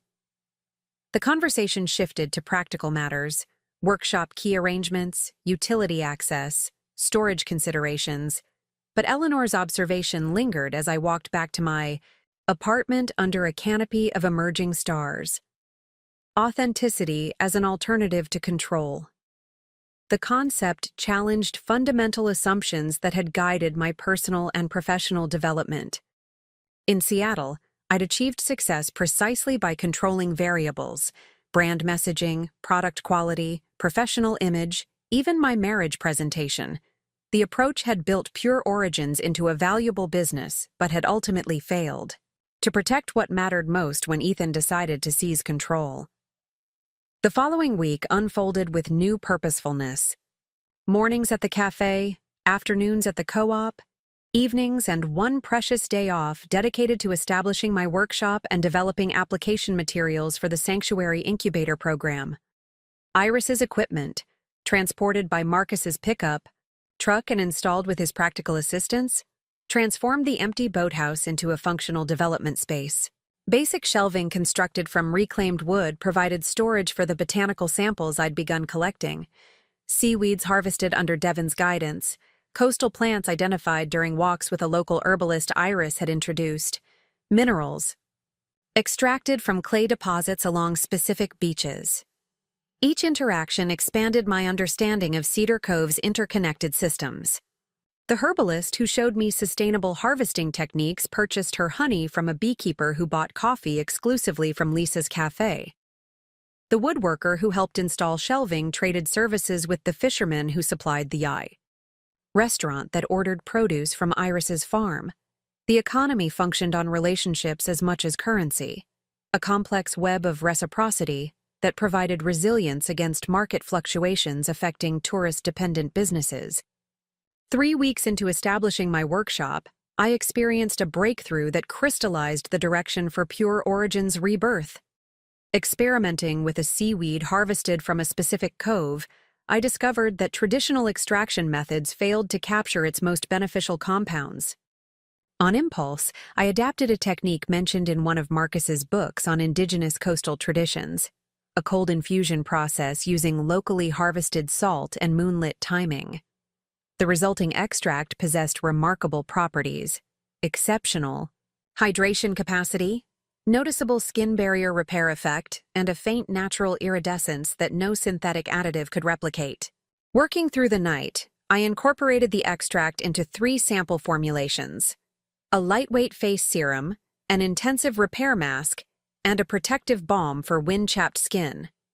Each product embodied a different aspect of coastal resilience: the serum's adaptability, the mask's regenerative capacity, the balm's protective barrier. Together, they represented not just skincare, but a philosophy: working with environmental challenges rather than against them, finding strength through flexibility rather than rigid resistance. The next afternoon, I brought samples to the sanctuary office where Devon was reviewing my incubator application. He examined the products with scientific interest, noting the extraction method's alignment with traditional ecological knowledge his program sought to preserve. When he applied a small amount of balm to his weather-roughened hands, his eyebrows rose at the immediate improvement in texture and comfort. "This is different from conventional products," he observed. "Less about disguising damage, more about supporting natural recovery processes." "Exactly," I confirmed, the direction suddenly clear. Pure Origins, coastal resilience, skincare inspired by ecosystems that thrive despite constant challenge. Salt spray, wind erosion, tidal disruption. Formulations that support skin's innate capacity for adaptation rather than imposing artificial solutions. The concept represented both continuity and evolution from my original brand vision, maintaining core values of natural efficacy while embracing a deeper ecological framework that reflected my own journey from disruption to renewal. Devon nodded slowly. That narrative connects personal care to environmental stewardship in compelling ways. Perfect alignment with Sanctuary program objectives. He made notes in my application file, then looked up with unusual animation. The summer artisan market is happening in 3 weeks. Established vendors are already selected, but the community booth has space for incubator participants to share product concepts and gather feedback. Would be valuable market research for your sanctuary application. The invitation represented my first public presentation of Pure Origin's new direction, a significant step from private development to community engagement. I'd need to prepare proper samples, informational materials. I began calculating necessary steps, mind racing with logistics. Devin smiled slightly. Talk to Valerie at the photography gallery. She coordinates the community booth and has a background in brand presentation. And Rebecca? I looked up from my mental planning. This is how Cedar Cove works. We connect people who should know each other. The introduction itself is valuable currency. That evening, I entered Coastal Light Photography Gallery 15 minutes before closing time. Valerie, the former war photographer Lisa had pointed out at the cafe, looked up from her computer with professional assessment. You must be Rebecca. Devin called about the market booth. Her directness reminded me of Eleanor's, though warmth animated her expression where Eleanor projected reserve. Come see what you're working with. She led me to a back room where promotional displays and marketing materials for various local artisans were organized with gallery-worthy precision. Community booth participants share this 8-foot table, she explained, showing measurements and layout options. You'll need product samples, obviously, but equally important is visual storytelling, helping market visitors understand what distinguishes your approach. She gestured toward her own award-winning photographs of coastal landscapes. People connect with authenticity in place. Your products use local ingredients, yes? Tell that story visually as well as verbally. For the next hour, Valerie offered practical guidance on display design, material selection, and visual storytelling techniques, professional expertise that would have cost thousands in consulting fees in Seattle, provided here through simple collegial generosity. When I tried to thank her, she shrugged. Cedar Cove survives because we amplify each other's work. Your success potentially benefits my gallery visitors seeking local gifts, basic ecosystem functionality. The market preparation added intensity to days already filled with cafe shifts, co-op inventory, and formulation refinement. Lisa adjusted my schedule without complaint when I explained the opportunity. Alan at the co-op offered display materials, left from previous events. Iris provided pristine botanical samples to illustrate key ingredients. The Washingtons said little but expressed support through practical assistance. Marcus constructing a collapsible display shelf. Eleanor reviewing product descriptions for clarity and compliance with cosmetic regulations. 3 days before the GIA market, I received an unexpected text from my Seattle lawyer. Settlement conference scheduled next month. E's legal team proposing division of Pure Origin's IP and market territories. Clearly recognizes brand value. Need your position on acceptable terms. The message yanked me back into the reality I'd been gradually reshaping, the legal proceedings continuing in my absence, Ethan's strategic maneuvering, decisions required about the business incarnation I'd built before Cedar Cove. The timing created a clarifying moment. The original Pure Origins represented significant value, established market presence, customer loyalty, distribution relationships. A reasonable settlement might include substantial financial compensation and retained rights to certain product lines. The pragmatic business decision would be strategic compromise, securing assets while minimizing ongoing conflict. Yet something in me balked at the thought of Ethan controlling any aspect of what I'd created, of seeing products I'd formulated marketed under his influence. I found myself walking along the shoreline that evening, watching waves reshape the beach with each advancing and retreating cycle. The natural rhythm suggested a different approach to conflict resolution, not rigid defense of territory, but fluid adaptation to changing conditions. Perhaps the answer wasn't fighting to preserve Preeth and Pure Origins intact, but allowing that business incarnation to conclude its natural cycle while focusing energy on the new growth already emerging in Cedar Cove. My response to my lawyer reflected this shift in perspective. Not interested in divided territories or shared IP. Prefer clean break. will surrender Seattle formulations and brand applications in exchange for full ownership of all new developments and financial compensation. For established value, draft settlement on these terms. I'm building something new. The decision felt simultaneously like surrender and liberation, acknowledging real losses while refusing to remain tethered to battle lines drawn in the past. The morning of the artisan market dawned with coastal fog that gradually yielded to brilliant sunshine, weather that mirrored my own emotional state as I transported carefully prepared samples and display materials to the town square. The event occupied the heart of Cedar Cove, with established artisans in individual tents surrounding a central community pavilion hosting newer ventures. Valerie efficiently directed setup of the shared table, positioning Pure Origins, coastal. Resilience between a honeycomb candlemaker and a driftwood jewelry artisan. My display reflected weeks of integration into Cedar Cove's aesthetic and values. Glass bottles containing serum and balm wrapped in hand-pressed seaweed paper, ingredient sourcing mapped on recycled nautical charts, photographs of harvest locations, paired with microscope images of extracted compounds.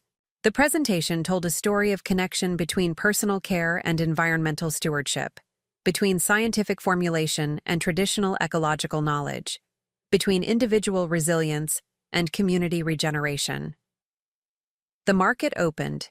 At 10, visitors gradually filtering through display areas with the leisurely pace of summer tourists mixed with the purposeful shopping of locals. My first interested browsers approached tentatively, drawn by the unusual botanical display. They listened to my explanation of coastal-inspired formulations with polite interest that transformed to genuine engagement when they experienced the products directly.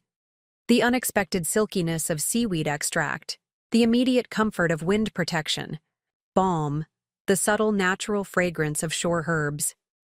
By noon, a small crowd regularly gathered around my section of the community table. Word had apparently spread about the seaweed skincare being offered by the new woman at the Washington's Place. I recognized cafe regulars, co-op customers, and various Cedar Cove residents I'd encountered during my 6 weeks in town. They tested samples, asked thoughtful questions, and offered surprisingly technical feedback about texture preferences and packaging functionality. Several purchased sample sizes despite limited quantity, while others left contact information for future availability. The validation of market interest provided necessary confirmation that Pure Origin's new direction resonated beyond my personal vision. Cedar Cove represented a dramatically different market from Seattle's status-conscious urban professionals, but these customers demonstrated sophisticated understanding of natural formulations and willingness to support quality local production. The financial scale would never match my previous operation, but the business model offered something potentially more valuable: sustainability independent of constant growth pressure. Late in the afternoon, as market activity reached peak intensity, I looked up from a conversation with a potential customer to find a familiar figure standing at the edge of my display area.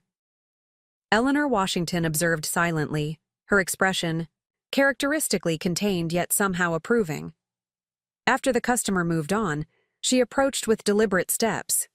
"Your presentation reflects thoughtful integration of local elements," she noted, examining the display with professional assessment. "Appropriate restraint in claims. Clear value proposition. Well executed." Coming from Eleanor, this constituted effusive praise. "Thank you," I replied, grateful for her specific notice of elements that had required careful consideration. "The response has been encouraging." She nodded slightly, then surprised me by extending her palm, where a business card rested, not her own, but one bearing the logo of a regional business publication. "Catherine Monroe, editor of Northwest Entrepreneur Quarterly, staying with us this weekend, has interest in regenerative business models. I've mentioned your work." She placed the card on my display table. "Call tomorrow if you wish to discuss feature possibilities." Before I could properly process this unexpected development, Eleanor continued with characteristic precision.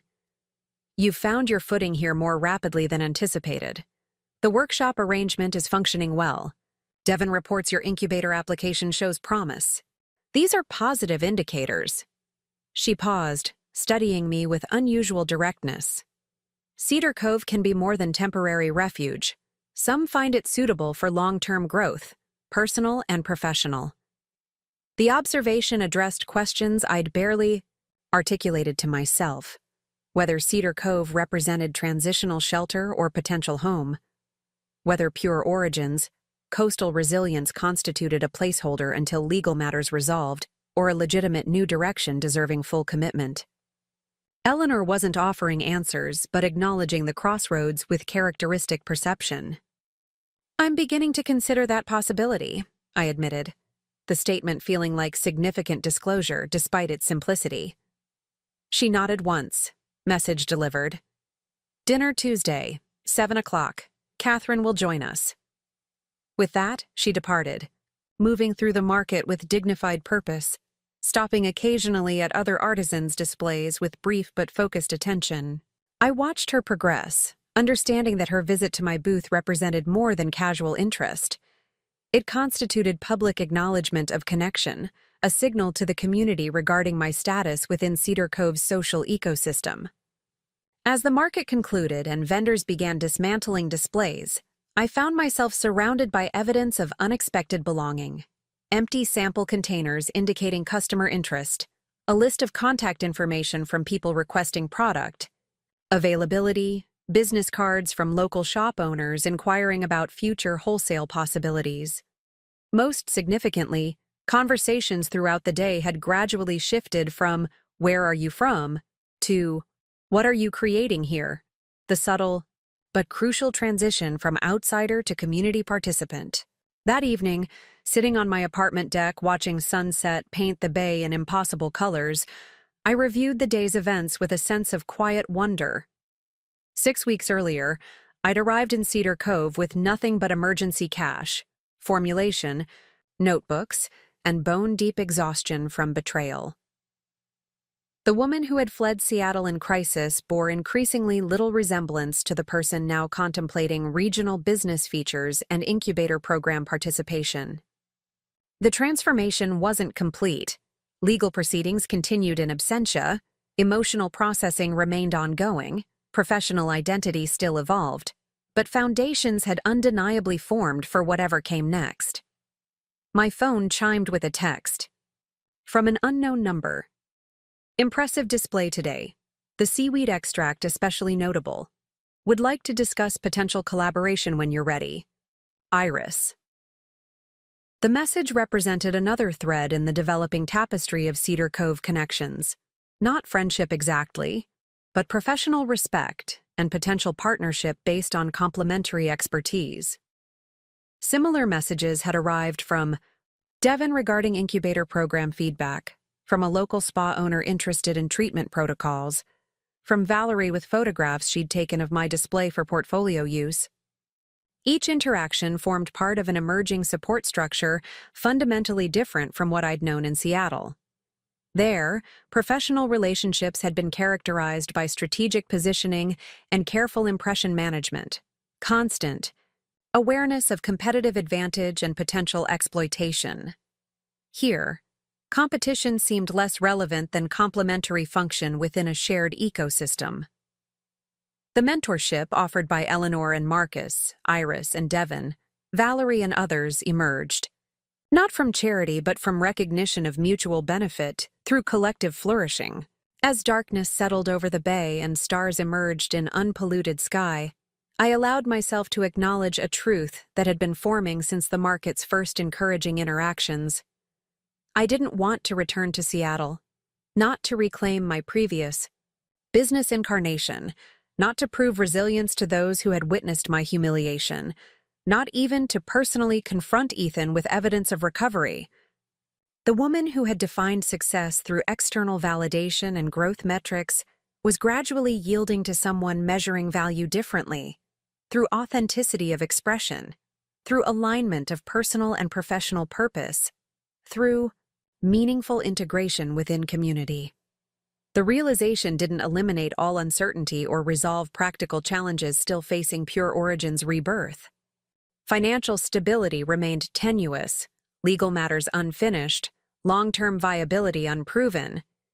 Yet something fundamental had shifted, from survival mode to intentional rebuilding, from reactive protection to proactive creation. The sanctuary I'd found in Cedar Cove had provided not just safety from immediate threat, but space to rediscover essential truths obscured during years of compromise and accommodation. I texted my lawyer one final message before sleep. Proceeding with settlement. Approach as discussed. Not returning for proceedings will handle remotely. Cedar Cove address is permanent for foreseeable future. The decision felt simultaneously momentous and entirely natural, like stepping through a door I'd been approaching without full awareness for weeks. Whatever challenges awaited on this path, they would be navigated from a foundation of growing authenticity rather than defensive positioning. That difference alone made the direction worth pursuing, a realization that accompanied me into dreams of seaweed gardens and coastal resilience, of storm-weathered growth and unexpected renewal. Catherine Monroe had a journalist's talent for drawing out details I hadn't intended to share. Over dinner at the Washingtons' home, her questions peeled back layers of my carefully constructed narrative with such disarming warmth that I found myself describing my Seattle to Cedar Cove journey. With unprecedented candor, her salt-and-pepper hair framed an expressive face that registered genuine interest rather than mere professional curiosity. Eleanor observed our conversation with quiet approval, occasionally filling gaps with contextual information about Cedar Cove's business ecosystem that positioned my emerging venture within a larger regional narrative. What fascinates me, Catherine said, sipping the local Pinot Noir Marcus had opened, is how your business concept has evolved to reflect personal transformation. The original Pure Origins emphasized purity and origins, controlled processes, predictable outcomes. This coastal adaptation embraces variability and resilience instead. Her observation illuminated connections I'd felt intuitively but hadn't articulated so precisely. Products designed to work with environmental stressors, rather than against them. That's a profound philosophical shift. Necessity driving innovation, Eleanor commented, her first direct contribution to the discussion of my business approach. Adaptation is intelligence expressing itself through circumstances. The statement carried weight beyond business strategy, acknowledging the personal journey underlying my professional pivot without requiring explicit disclosure of painful details. Catherine nodded thoughtfully, recognizing the multiple layers of meaning. That's exactly the angle I'd like to explore in the feature, she said, making notes in a small leather-bound journal. Not just product development, but the broader implications for sustainable business models in transitional economies. Coastal communities like Cedar Cove are navigating their own transformations, from resource extraction to experience economies, from seasonal dependency to year-round sustainability. Your business embodies themes relevant beyond skincare. The proposed feature would position Pure Origins, coastal resilience as a case study in regenerative business practices, enterprises that contributed positively to environmental and community ecosystems rather than merely mitigating negative impacts. Catherine's editorial approach transcended conventional business reporting that emphasized growth metrics and competitive positioning. Instead, she explored how ventures could succeed financially while advancing ecological and social resilience.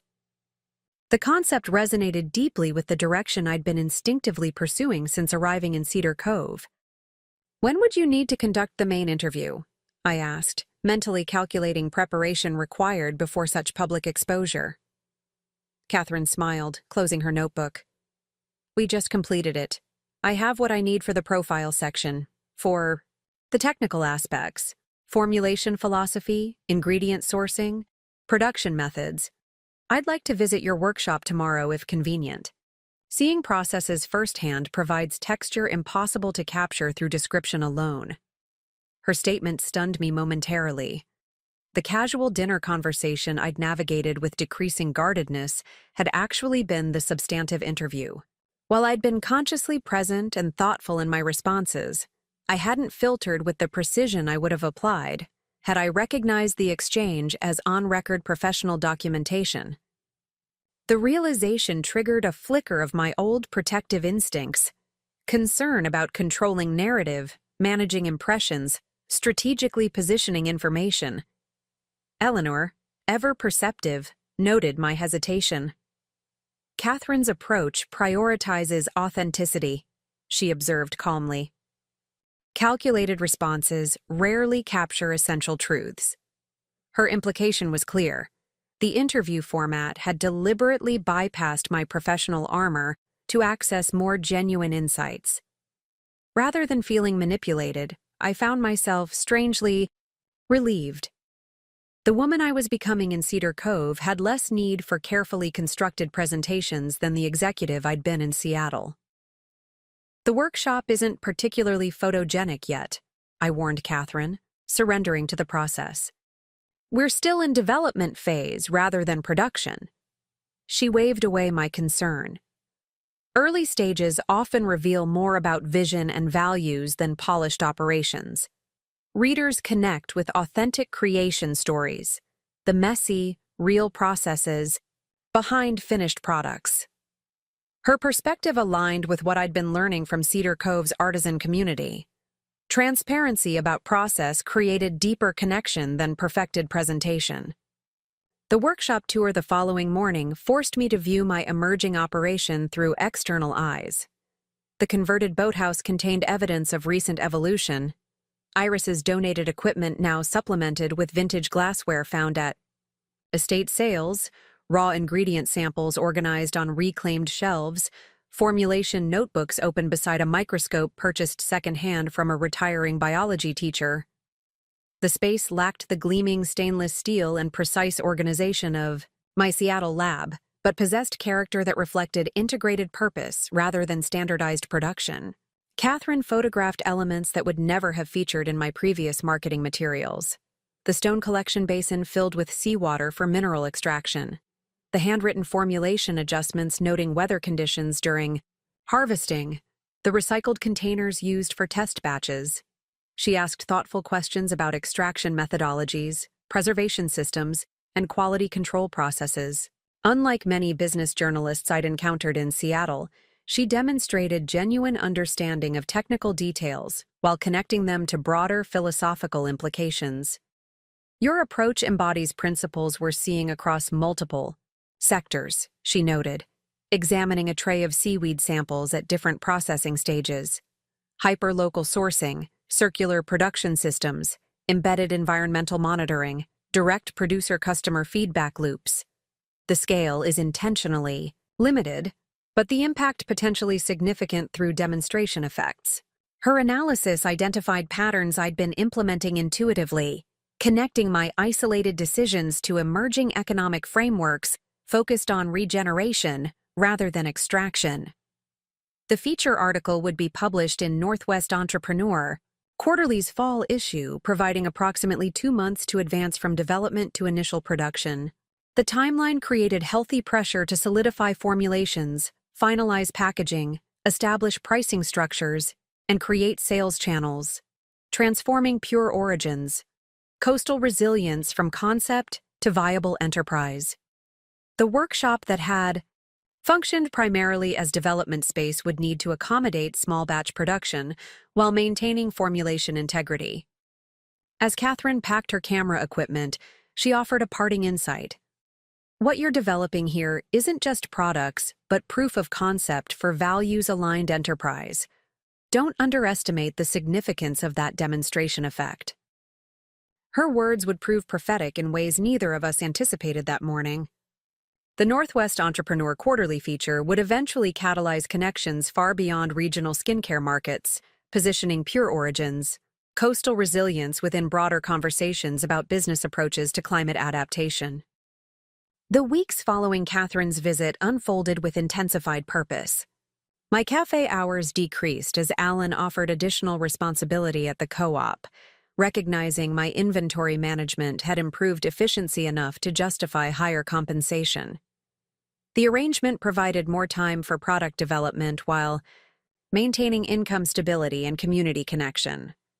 Lisa arranged schedule adjustments with characteristic blend of grumbling and support. Losing my best barista to seaweed is ridiculous, but I respect the hustle. Keep the morning rush shift. Your regulars would revolt if someone else made their cappuccinos. Devon's Marine Sanctuary Incubator Program officially accepted Pure Origins, Coastal Resilience, providing streamlined permitting for ingredient, harvesting, and technical assistance with environmental impact monitoring. The terms reflected my lawyer's skillful negotiation. Substantial financial compensation for surrendering the original Pure Origins trademark and formulations. Non-compete provisions limited to specific metropolitan markets. Mutual non-disparagement. Agreements protecting both parties' professional reputations. The document represented rational conflict resolution, translating emotional betrayal into pragmatic business dissolution. I reviewed the agreement on my apartment deck, watching fishing boats return to harbor with the day's catch. The settlement would provide significant capital for expanding production capabilities and developing additional product lines. It would legally sever remaining connections to Ethan and the business version we had influenced together. It would close the chapter that had begun at that Seattle pitch competition years earlier, acknowledging both what had been built and what had been broken beyond repair. Financial terms are favorable, my lawyer noted during our phone consultation. Original Pure Origins retained market value despite recent disruptions. Ethan's team recognizes potential legal complications from the prenup clause activation. They're motivated to resolve quickly and cleanly. She hesitated before adding, "There's one unusual provision they've requested, a final in-person meeting between principals before signing. Ethan is insisting on direct conversation to achieve proper closure." The request triggered immediate wariness. Ethan had always excelled at direct persuasion, his professional success built on personal charm, deployed with tactical precision. Any face-to-face interaction created vulnerability to manipulation techniques that had proven effective during our relationship. "That's unnecessary," I responded firmly. "The legal framework provides adequate resolution without personal engagement." My lawyer agreed to reject the meeting request while proceeding with settlement finalization. The next morning, a text arrived from an unfamiliar Seattle number. "Rebecca, it's Ethan. Got your number from Zoe. We need to talk before finalizing everything. I'm flying to Portland Friday. We'll drive to Cedar Cove afterward. This deserves direct conversation rather than lawyer intermediaries. Just 1 hour. You owe me that much." The message landed like a stone in still water, ripples of anxiety disrupting carefully cultivated calm. The reference to Zoe, my college friend who'd warned about protecting what was mine before my wedding, indicated concerning boundary violations. Ethan's presumptive travel plans and claim of entitlement to my time demonstrated unchanged controlling tendencies. Most troublingly, his ability to identify my location suggested either ongoing surveillance or social engineering to extract information from shared connections. I sought counsel from Eleanor, showing her the message during our weekly dinner at the main house. Her expression remained impassive, but her eyes registered calculating assessment. "He's testing boundaries," she observed, "attempting to establish dominance through presumption and implied threats. Classic power reassertion after perceived loss of control." Her analysis reflected professional experience with similar dynamics during her legal career. "How should I respond?" I asked, trusting her strategic judgment. Eleanor considered briefly before responding. "First, secure your environment. Alert Devon's security staff at the sanctuary office regarding potential unauthorized visitor. Inform Lisa and Alan about possible workplace appearance. The community should be aware without creating unnecessary drama." Her practical approach framed the situation as manageable security matter rather than emotional crisis. "Regarding direct communication," she continued, Acknowledge receipt of message, but reject meeting proposal explicitly. Establish clear boundary. All communication through legal representatives only. His characterization of lawyers as intermediaries deliberately undermines professional buffer designed specifically for situations involving power imbalance. The advice reflected Eleanor's understanding of how legal structures protected vulnerable parties from manipulation through enforced procedural distance. I texted a response following her guidance. Ethan, settlement discussions will continue through our attorneys exclusively. Do not attempt personal contact. Our legal teams have established appropriate communication channels for finalizing terms. The message established clear boundaries without engaging his specific claims or responding to emotional manipulation. I forwarded the exchange to my lawyer, who immediately sent formal communication to Ethan's legal team, reinforcing the no-contact directive and noting potential implications for settlement negotiations. The sanctuary office added temporary security protocols, with Devon assigning staff to monitor visitor access points during the threatened visit timeframe. Lisa implemented buddy systems for closing shifts at the cafe. Alan arranged inventory schedules to ensure I wouldn't work alone at the co-op. The community response demonstrated protective integration without dramatic escalation, practical support that acknowledged potential risk while maintaining proportional response. Cedar Cove's social fabric functioned as security infrastructure, creating awareness without generating paralyzing fear. Friday arrived with no sign of Ethan.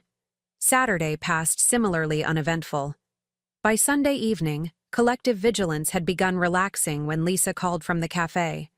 He's here. Just came in asking about you. Wearing expensive hiking clothes like he's cosplaying outdoorsman. I said you don't work weekends anymore. He's lingering over espresso, checking his phone repeatedly. Thought you should know.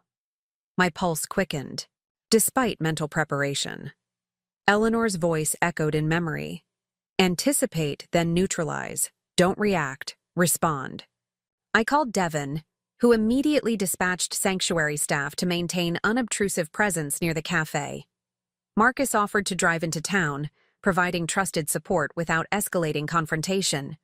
I declined his specific assistance, but accepted his suggestion to activate community resources rather than isolate in fear.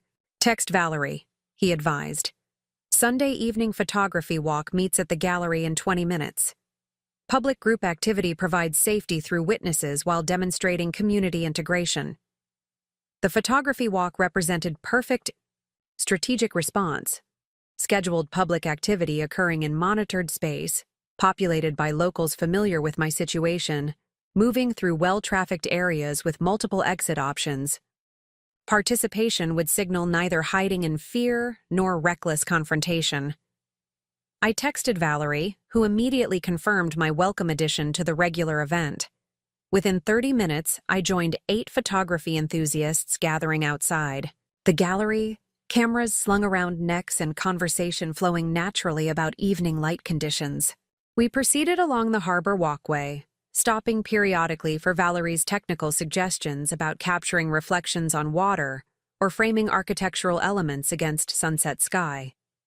The activity provided genuine distraction through creative engagement while maintaining situational awareness.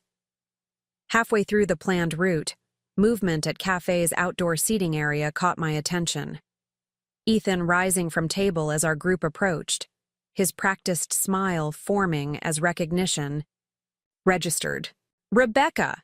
His voice carried artificial warmth across the diminishing distance between us. What a coincidence! I've been trying to reach you.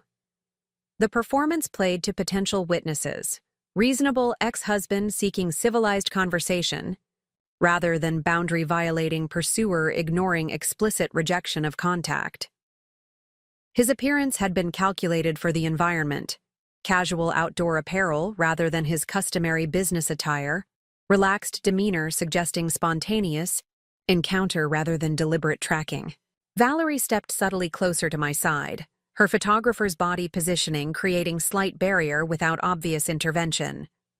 Other walk participants maintained natural movement patterns while glancing between us with informed curiosity. Ethan registered the group dynamic, reassessing his approach with visible recalculation. "Could we speak privately for a few minutes?" he asked, modulating his voice to project reasonable request rather than demand. "Just to finalize a few settlement details personally. Our attorneys are handling all settlement communications," I replied, voice steady despite accelerated heartbeat. "As I stated clearly in my message." Eleanor listened attentively, asking clarifying questions about specific language and behavioral cues. Her analytical approach helped maintain objective perspective rather than emotional reaction, framing the incident as information rather than trauma. "You successfully disrupted his script," she observed when I finished reporting. "His strategy required your participation in pretense of reasonable interaction. By maintaining boundary without escalation, you denied necessary engagement for manipulation effectiveness."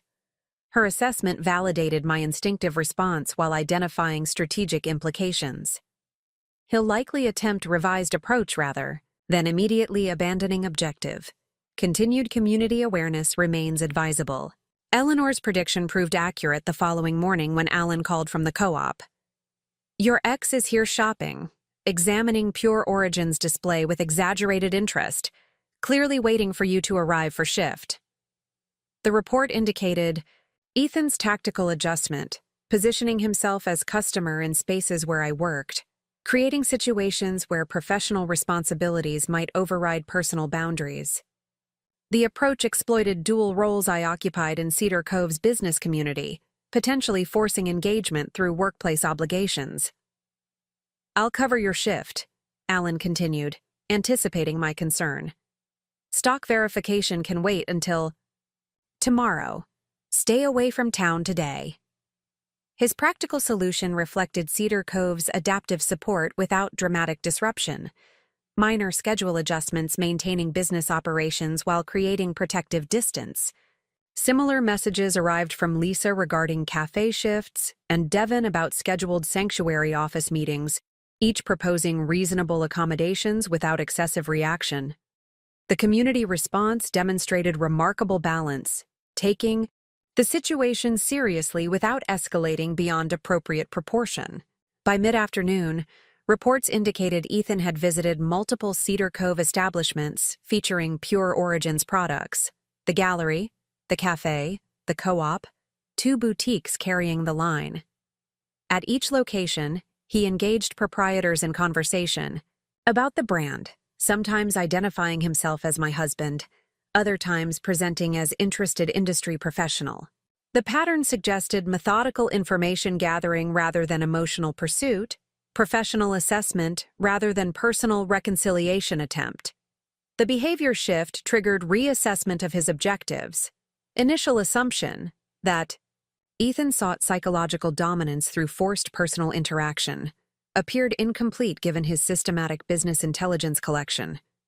His comprehensive survey of distribution partners, product placement, pricing structures, and local reception suggested commercial analysis rather than relationship closure.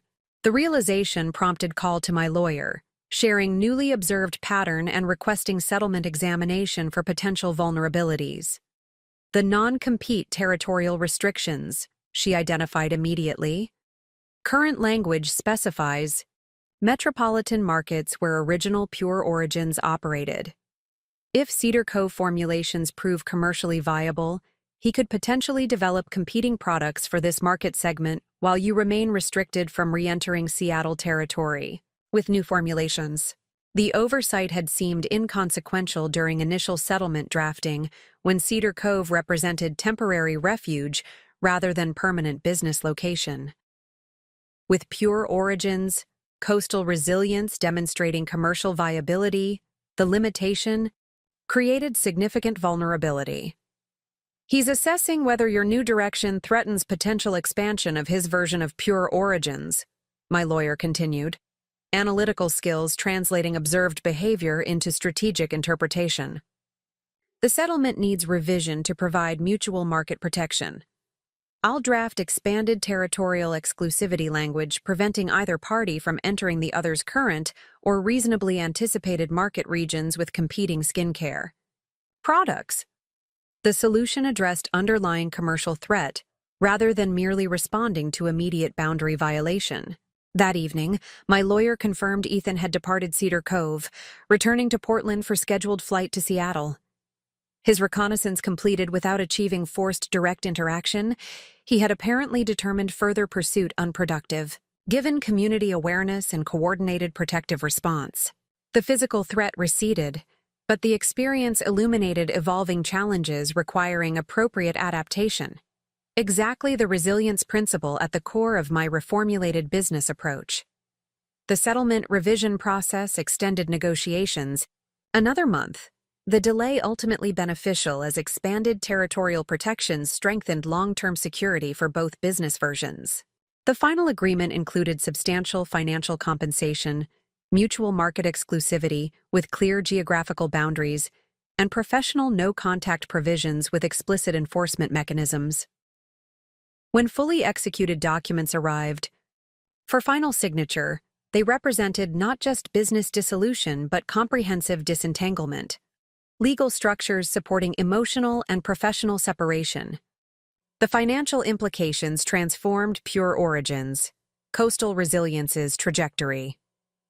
Settlement funds provided capital for expanded production capacity, additional formulation equipment, and marketing development beyond Cedar Cove's immediate region.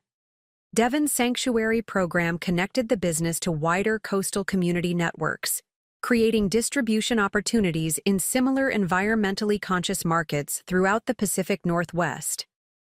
Catherine's feature article, published as negotiations concluded, positioned the brand within emerging regenerative business conversations, attracting attention from specialty retailers aligned with sustainability values. Expansion necessitated graduation from boathouse workshop to dedicated production facility, a converted fishing warehouse at the harbor's edge with appropriate zoning for light manufacturing. The space accommodated small batch production while maintaining formulation laboratory and ingredient processing areas, allowing controlled growth without compromising quality standards. Kyle transitioned from part-time assistant to full-time production manager, his business program studies complementing practical experience in sustainable manufacturing processes. 2 additional employees joined the operation, a local herbalist managing ingredient sourcing and a recent college graduate coordinating distribution logistics. The business structure that emerged reflected Cedar Cove's collaborative economic model, rather than conventional corporate hierarchy. Decision-making incorporated input from both employees and supply partners through quarterly planning sessions, addressing seasonal harvesting variations, production capabilities, and market developments. Profit-sharing mechanisms distributed, gains proportionally among contributors to the enterprise ecosystem. Growth planning prioritized sustainable prosperity over maximization strategies, focusing on appropriate scaling aligned with environmental capacity and community benefit. 10 months after arriving in Cedar Cove with nothing but emergency cash and formulation notebooks, I stood on the deck of my newly purchased cottage overlooking the bay, watching autumn storm clouds gather over the horizon. The property, a modest but sturdy structure with attached studio space, represented not just financial recovery, but genuine belonging. The settlement funds had facilitated purchase without depleting business capital, creating separation between personal security and enterprise development that my Seattle life had gradually eroded. The woman who had fled Seattle in crisis had undergone transformation as profound as the business she'd rebuilt. Professional identity had shifted from growth-oriented entrepreneur to regenerative enterprise steward. Social integration had evolved, from strategic networking to authentic community membership. Personal boundaries had developed from reactive protection to proactive definition. Even physical appearance had changed, designer wardrobe replaced by practical coastal attire, high-maintenance styling yielded to weather-appropriate simplicity, tensed vigilance relaxed into grounded presence.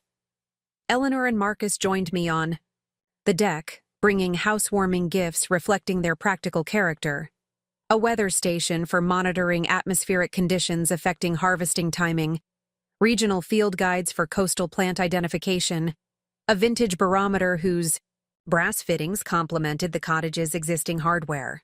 Their presence represented not just neighborly connection, but meaningful mentorship that had guided transition from emergency survival to purposeful rebuilding.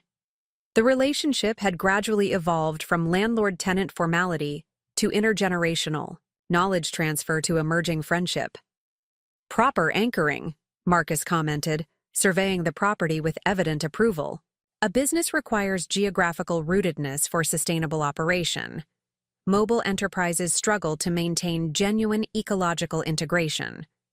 His observation applied equally to business foundations and personal grounding, both requiring stable connection to place for authentic development rather than superficial adaptation. The cottage purchase represented commitment to Cedar Cove as home rather than temporary refuge, acceptance of the community as chosen rather than circumstantial belonging. The settlement implementation appears satisfactory, Eleanor noted. Architectural. Precision framing personal assessment. Clean disentanglement with appropriate protections against future entanglements. Financial compensation without lingering obligations. Territorial boundaries with mutual enforcement mechanisms. Her summary addressed not just legal resolution, but comprehensive liberation, frameworks establishing independence at multiple levels. The settlement had translated messy emotional betrayal into structured separation, converting relationship, dissolution into business transaction with clearly defined parameters. As they departed, leaving me to continue unpacking in my new home, Eleanor paused at the doorway with uncharacteristic hesitation. Transformation isn't linear, she observed, rare personal insight offered without specific prompting. There will be unexpected recurrences of former patterns requiring renewed attention. The work continues beyond initial reconstruction. The comment acknowledged ongoing nature of recovery, not single triumphant moment, but continuous process, requiring sustained awareness and intentional development. That evening, I stood in the cottage's small kitchen unpacking dishes when my phone chimed with text notification. The number displayed belonged to my Seattle lawyer. Final confirmation. Settlement funds transferred to your account today. All documentation properly filed. Matter officially closed. The message represented formal conclusion to legal proceedings that had structured the past year's transition, from charity gala confrontation to Cedar Cove reinvention to comprehensive resolution. I stepped onto the cottage's deck, breathing salt air tinged with approaching rain. Fishing boats returned to harbor ahead of the coming storm, their navigation lights creating moving constellations against darkening sky. The scene embodied the resilience principles I'd incorporated into both business reformulation and personal reconstruction. Recognition of approaching challenges, appropriate preparation without exaggerated fear, calculated risk balanced with protective measures, adaptability sustained through community connection. The woman who had once defined success through external validation and material acquisition now measured value differently, through alignment of personal and professional purpose, through meaningful integration within community ecosystem, through capacity to navigate disruption without fundamental damage to essential self. The transformation hadn't erased vulnerability or eliminated future challenges, but had developed internal and external resources for meeting difficulties with grounded response rather than reactive fear. Storm clouds continued gathering offshore, their dramatic formations illuminated by setting sun. The approaching weather system represented neither threat nor inconvenience, but natural cycle requiring appropriate preparation and realistic respect. Like the coastal ecosystems that inspired my reformulated products, resilience emerged not from avoiding disturbance, but from developing capacity to absorb disruption while maintaining essential function.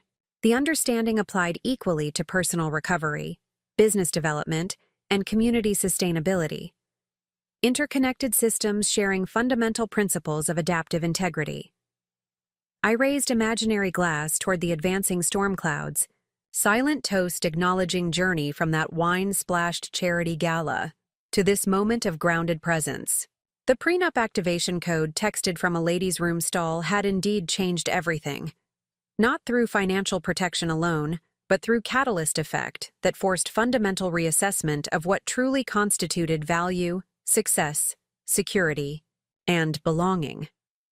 The transformation continued beyond this moment of apparent completion, an ongoing process of discovery rather than fixed destination, exactly as Eleanor had observed with characteristic perception. Rain began falling as twilight deepened into evening darkness. I remained on the deck, letting weather wash over me without retreat, experiencing natural intensity without unnecessary resistance. The storm's approach mirrored life's inevitable challenges, sometimes visible on distant horizon, allowing preparation, sometimes arriving without warning, requiring immediate adaptation. Either circumstance could be navigated with the resilience I'd cultivated through this year of reconstruction, capacity to bend without breaking, to absorb disruption without losing essential integrity, to emerge from difficulty with deeper awareness rather than diminished capability. The prenup activation code had indeed changed everything, but not in ways Ethan could possibly have anticipated when dismissing the clause as boilerplate, requiring only casual acknowledgement. The protection mechanism designed for worst-case scenario had ultimately facilitated best possible outcome, not just preserving assets, but catalyzing reconstruction of identity, purpose, and belonging. The journey from wine-stained humiliation to coastal regeneration had transformed disaster into opportunity, betrayal into liberation, ending into beginning. Whatever storms approached on future horizons would be met with hard-earned resilience, grounded presence, and the quiet certainty that adaptation represented not defeat, but intelligence, expressing itself through changed circumstances. 2 years. To the day since the wine-throwing incident at the Barrett Foundation Gala, I stood behind a sleek counter in my flagship store in downtown Cedar Cove, wrapping a gift set of coastal resilience products for a customer who had driven 3 hours from Portland specifically to visit. The woman, a corporate attorney with immaculately manicured hands, examined the tidal recovery serum with professional scrutiny. "I read about your company in that business quarterly," she said, watching me arrange products in recycled paper. The resilience concept resonated with me. 20 years in corporate law teaches you about weathering storms. Her knowing smile suggested familiarity with professional turbulence. I nodded, recognizing the unspoken understanding between women who had navigated challenging environments. "The storm metaphor isn't just marketing," I replied, securing the package with twine made from invasive beach grass harvested through the sanctuary program. Every ingredient is selected for properties developed through environmental adaptation. Plants that thrive despite harsh conditions produce compounds with exceptional protective qualities. The explanation represented both product truth and personal philosophy, value emerging from successfully navigated difficulty rather than avoided challenge. As she departed with her purchases, Catherine Monroe entered, no longer just the journalist who had featured Pure Origins in Northwest, Entrepreneur Quarterly, but now a friend who regularly visited Cedar Cove. Her article had generated attention far beyond regional business circles, positioning the brand within emerging conversations about regenerative enterprise models. The resulting expansion had transformed Pure Origins, coastal resilience from niche local operation to recognized leader in sustainable skincare innovation. "Ready for tomorrow?" Catherine asked, referring to the event that had occupied much of my planning attention for months. Pure Origins would host the first Coastal Resilience Symposium, gathering scientists, business leaders, and environmental advocates to discuss economic models that supported rather than extracted from natural systems. The concept had evolved from casual conversations with Devin and Iris into structured knowledge exchange featuring participants from throughout the Pacific Northwest. That evening, my lawyer confirmed Ethan had departed Cedar Cove, returning to Portland for scheduled flight to Seattle. His reconnaissance completed without achieving forced direct interaction, he had apparently determined further pursuit unproductive, given community awareness and coordinated protective response. The physical threat receded, but the experience illuminated evolving challenges requiring appropriate adaptation. Exactly the resilience principle at the core of my reformulated business approach. The settlement revision process extended negotiations another month. The delay ultimately beneficial as expanded territorial protections strengthened long-term security for both business versions. The final agreement included substantial financial compensation, mutual market exclusivity with clear geographical boundaries, and professional no-contact provisions with explicit enforcement mechanisms. When fully executed documents arrived, for final signature, they represented not just business dissolution but comprehensive disentanglement. Legal structures supporting emotional and professional separation. The financial implications transformed Pure Origin's, Coastal Resilience's trajectory. Settlement funds provided capital for expanded production capacity, additional formulation equipment, and marketing development beyond Cedar Cove's immediate region. Devon's Sanctuary program connected the business to wider coastal community networks, creating distribution opportunities in similar environmentally conscious markets throughout the Pacific Northwest. Catherine's feature article, published as negotiations concluded, positioned the brand within emerging regenerative business conversations, attracting attention from specialty retailers aligned with sustainability values. Expansion necessitated graduation from boathouse workshop to dedicated production facility, a converted fishing warehouse at the harbor's edge with appropriate zoning for light manufacturing. The space accommodated small batch production while maintaining formulation laboratory and ingredient processing areas, allowing controlled growth without compromising quality standards. Kyle transitioned from part-time assistant to full-time production manager, his business program studies complementing practical experience in sustainable manufacturing processes. 2 additional employees joined the operation: a local herbalist managing ingredient sourcing and a recent college graduate coordinating distribution logistics. The business structure that emerged reflected Cedar Cove's collaborative economic model rather than conventional corporate hierarchy. Decision-making incorporated input from both employees and supply partners through quarterly planning sessions, addressing seasonal harvesting variations, production capabilities, and market developments. Profit-sharing mechanisms distributed, gains proportionally among contributors to the enterprise ecosystem. Growth planning prioritized sustainable prosperity over maximization strategies, focusing on appropriate scaling aligned with environmental capacity and community benefit. 10 months after arriving in Cedar Cove with nothing but emergency cash and formulation notebooks, I stood on the deck of my newly purchased cottage overlooking the bay, watching autumn storm clouds gather over the horizon.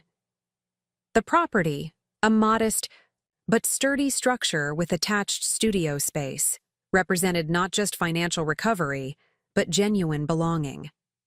The settlement funds had facilitated purchase without depleting business capital, creating separation between personal security and enterprise development that my Seattle life had gradually eroded. The woman who had fled Seattle in crisis had undergone transformation as profound as the business she'd rebuilt. Professional identity had shifted from growth-oriented entrepreneur to regenerative enterprise steward. Social integration had evolved, from strategic networking to authentic community membership. Personal boundaries had developed from reactive protection to proactive definition. Even physical appearance had changed, designer wardrobe replaced by practical coastal attire, high-maintenance styling yielded to weather-appropriate simplicity, tensed vigilance relaxed into grounded presence. Eleanor and Marcus joined me on the deck, bringing housewarming gifts reflecting their practical character, a weather station for monitoring atmospheric conditions affecting harvesting timing, regional field guides for coastal plant identification, a vintage barometer whose Brass fittings complemented the cottage's existing hardware. Their presence represented not just neighborly connection, but meaningful mentorship that had guided transition from emergency survival to purposeful rebuilding. The relationship had gradually evolved from landlord-tenant formality to intergenerational knowledge transfer to emerging friendship.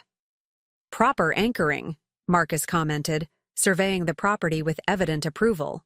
A business requires geographical rootedness for sustainable operation. Mobile enterprises struggle to maintain genuine ecological integration. His observation applied equally to business foundations and personal grounding, both requiring stable connection to place for authentic development rather than superficial adaptation.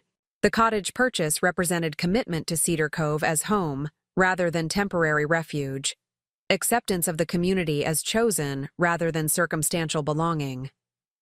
The settlement implementation appears satisfactory, Eleanor noted. Architectural. Precision framing personal assessment. Clean disentanglement with appropriate protections against future entanglements. Financial compensation without lingering obligations. Territorial boundaries with mutual enforcement mechanisms. Her summary addressed not just legal resolution, but comprehensive liberation, frameworks establishing independence at multiple levels. The settlement had translated messy emotional betrayal into structured separation, converting relationship, dissolution into business transaction with clearly defined parameters. As they departed, leaving me to continue unpacking in my new home, Eleanor paused at the doorway with uncharacteristic hesitation. Transformation isn't linear, she observed, rare personal insight offered without specific prompting. There will be unexpected recurrences of former patterns requiring renewed attention. The work continues beyond initial reconstruction. The comment acknowledged ongoing nature of recovery, not single triumphant moment, but continuous process, requiring sustained awareness and intentional development. That evening, I stood in the cottage's small kitchen unpacking dishes when my phone chimed with text notification. The number displayed belonged to my Seattle lawyer. Final confirmation. Settlement funds transferred to your account today. All documentation properly filed. Matter officially closed. The message represented formal conclusion to legal proceedings that had structured the past year's transition, from charity gala confrontation to Cedar Cove reinvention to comprehensive resolution. I stepped onto the cottage's deck, breathing salt air tinged with approaching rain. Fishing boats returned to harbor ahead of the coming storm, their navigation lights creating moving constellations against darkening sky. The scene embodied the resilience principles I'd incorporated into both business reformulation and personal reconstruction. Recognition of approaching challenges, appropriate preparation without exaggerated fear, calculated risk balanced with protective measures, adaptability sustained through community connection. The woman who had once defined success through external validation and material acquisition now measured value differently, through alignment of personal and professional purpose, through meaningful integration within community ecosystem, through capacity to navigate disruption without fundamental damage to essential self. The transformation hadn't erased vulnerability or eliminated future challenges, but had developed internal and external resources for meeting difficulties with grounded response rather than reactive fear. Storm clouds continued gathering offshore, their dramatic formations illuminated by setting sun. The approaching weather system represented neither threat nor inconvenience, but natural cycle requiring appropriate preparation and realistic respect. Like the coastal ecosystems that inspired my reformulated products, resilience emerged not from avoiding disturbance, but from developing capacity to absorb disruption while maintaining essential function. The understanding applied equally to personal recovery, business development, and community sustainability. Interconnected systems sharing fundamental principles of adaptive integrity. I raised imaginary glass toward the advancing storm clouds, silent toast acknowledging journey from that wine-splashed charity gala to this moment of grounded presence. The prenup activation code texted from a ladies' room stall had indeed changed everything. Not through financial protection alone, but through catalyst effect that forced fundamental reassessment of what truly constituted value, success, security, and belonging. The transformation continued beyond this moment of apparent completion, an ongoing process of discovery rather than fixed destination, exactly as Eleanor had observed with characteristic perception. Rain began falling as twilight deepened into evening darkness. I remained on the deck, letting weather wash over me without retreat, experiencing natural intensity without unnecessary resistance. The storm's approach mirrored life's inevitable challenges, sometimes visible on distant horizon, allowing preparation, sometimes arriving without warning, requiring immediate adaptation. Either circumstance could be navigated with the resilience I'd cultivated through this year of reconstruction, capacity to bend without breaking, to absorb disruption without losing essential integrity, to emerge from difficulty with deeper awareness rather than diminished capability. The prenup activation code had indeed changed everything, but not in ways Ethan could possibly have anticipated when dismissing the clause as boilerplate, requiring only casual acknowledgement.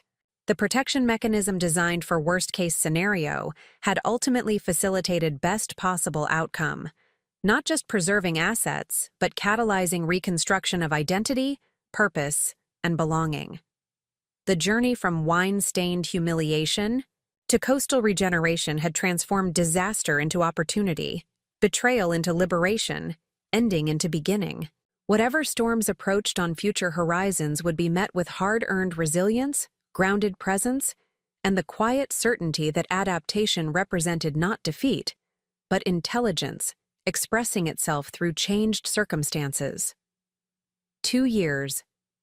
To the day since the wine-throwing incident at the Barrett Foundation Gala, I stood behind a sleek counter in my flagship store in downtown Cedar Cove, wrapping a gift set of coastal resilience products for a customer who had driven 3 hours from Portland specifically to visit. The woman, a corporate attorney with immaculately manicured hands, examined the tidal recovery serum with professional scrutiny. "I read about your company in that business quarterly," she said, watching me arrange products in recycled paper. The resilience concept resonated with me. 20 years in corporate law teaches you about weathering storms. Her knowing smile suggested familiarity with professional turbulence. I nodded, recognizing the unspoken understanding between women who had navigated challenging environments. "The storm metaphor isn't just marketing," I replied, securing the package with twine made from invasive beach grass harvested through the Sanctuary program.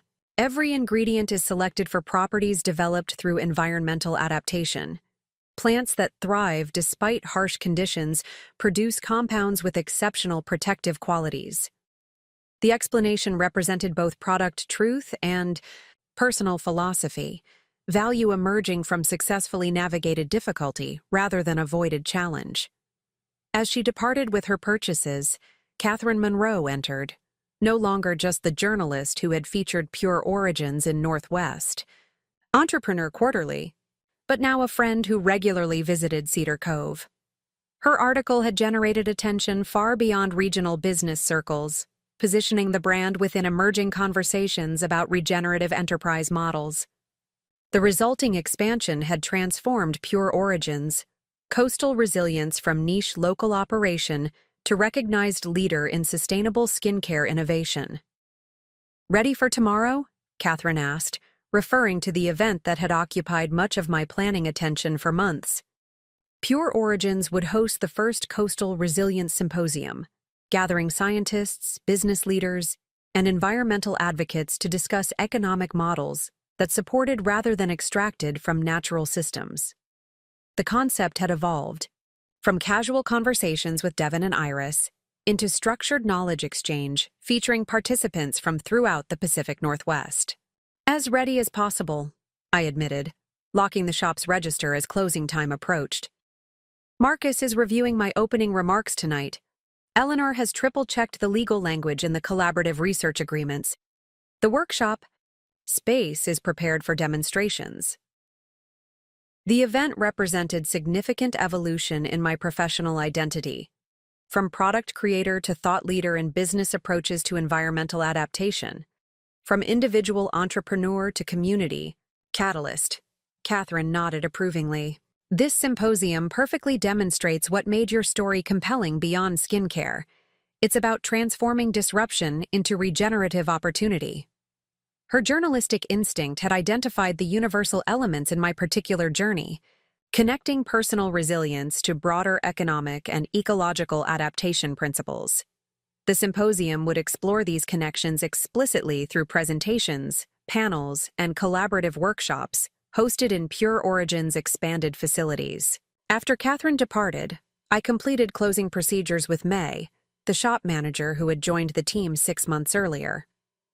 The business now employed 8 people: production staff, research specialists, retail associates, all Cedar Cove residents receiving living wages with profit-sharing arrangements.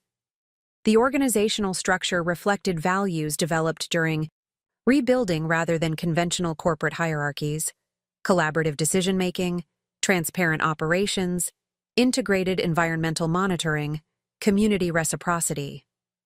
Walking toward home along the harbor pathway, I passed landmarks that charted my Cedar Cove journey: the cafe where I'd served morning cappuccinos, the co-op where I'd managed inventory, the community booth where I'd first presented coastal resilience products. Each location represented a stage in transformation from shell-shocked survivor to integrated community member. The progression hadn't followed clean linear trajectory, but rather spiral development, revisiting similar challenges with incrementally improved capacity, occasional regression followed by deeper integration. My cottage welcomed me with familiar comfort, modest but sufficient, practical yet personal. The structure itself embodied Cedar Cove's influence on my evolving values: quality over extravagance, functionality over impression, authentic character over prescribed perfection. Unlike the designer showcase condo Ethan and I had occupied in Seattle, this space contained nothing maintained solely for appearance or status. Each element served genuine purpose or provided meaningful pleasure rather than projecting calculated image. Eleanor and Marcus arrived for our scheduled dinner carrying contribution, typical of their practical generosity: fresh herbs from their garden, local wine from a vineyard they'd supported since its establishment, Marcus's exceptional sourdough bread. Our relationship had evolved from landlords and tenant to mentors and protege to genuine friendship marked by mutual respect. They had guided critical transitions without creating dependency, offered wisdom without imposing solutions, provided protection without limiting growth. The symposium preparations appear complete, Eleanor noted, arranging herbs for table centerpiece with characteristic precision. Contractual frameworks appropriately structured for knowledge exchange without intellectual property complications. Her attention to legal fundamentals had protected Pure Origins through expansion, preventing complications that might have derailed growth without proper structural foundation. Her mentorship had taught me to value thorough preparation without succumbing to paralysis through overanalysis. The presentation flow works well, Marcus added, uncorking wine with practiced ease. Opening with personal journey provides context for larger principles, then transitioning to practical applications through case studies. Effective knowledge transfer structure. His guidance had helped develop my public speaking capacity from nervous product demonstrations to confident thought leadership. The symposium represented significant expansion of comfort boundaries, from individual entrepreneur to convener of collective wisdom. Dinner conversation flowed comfortably between symposium logistics, business developments, and community matters. The relationship had balanced over time, initially weighted toward their guidance of my rebuilding, gradually equalizing as my contributions to Cedar Cove increased through business establishment, evolving toward reciprocal exchange between peers with complementary expertise. The transition reflected healthy mentorship progression, protective support yielding to collaborative engagement as capacity developed. "We received interesting correspondence today," Eleanor mentioned as we cleared dinner dishes. Her tone maintained neutralness that nevertheless conveyed significance. "Seattle Business Publication requested interview regarding Pure Origins. Expansion success and regenerative model implementation. Specifically mentioned interest in origin story involving prenuptial agreement protection mechanism activation." The comment landed with surprising emotional neutrality. 2 years earlier, such direct reference to the wine-throwing incident would have triggered immediate stress response. Accelerated heartbeat, constricted breathing, hypervigilance. The reaction's absence demonstrated genuine recovery rather than mere adaptation, transformation at physiological level, rather than simply behavioral management. The event that had catalyzed my Cedar Cove journey now registered as historical fact, rather than active wound. "Interesting timing with the symposium," I observed, considering implications while washing dishes alongside Marcus.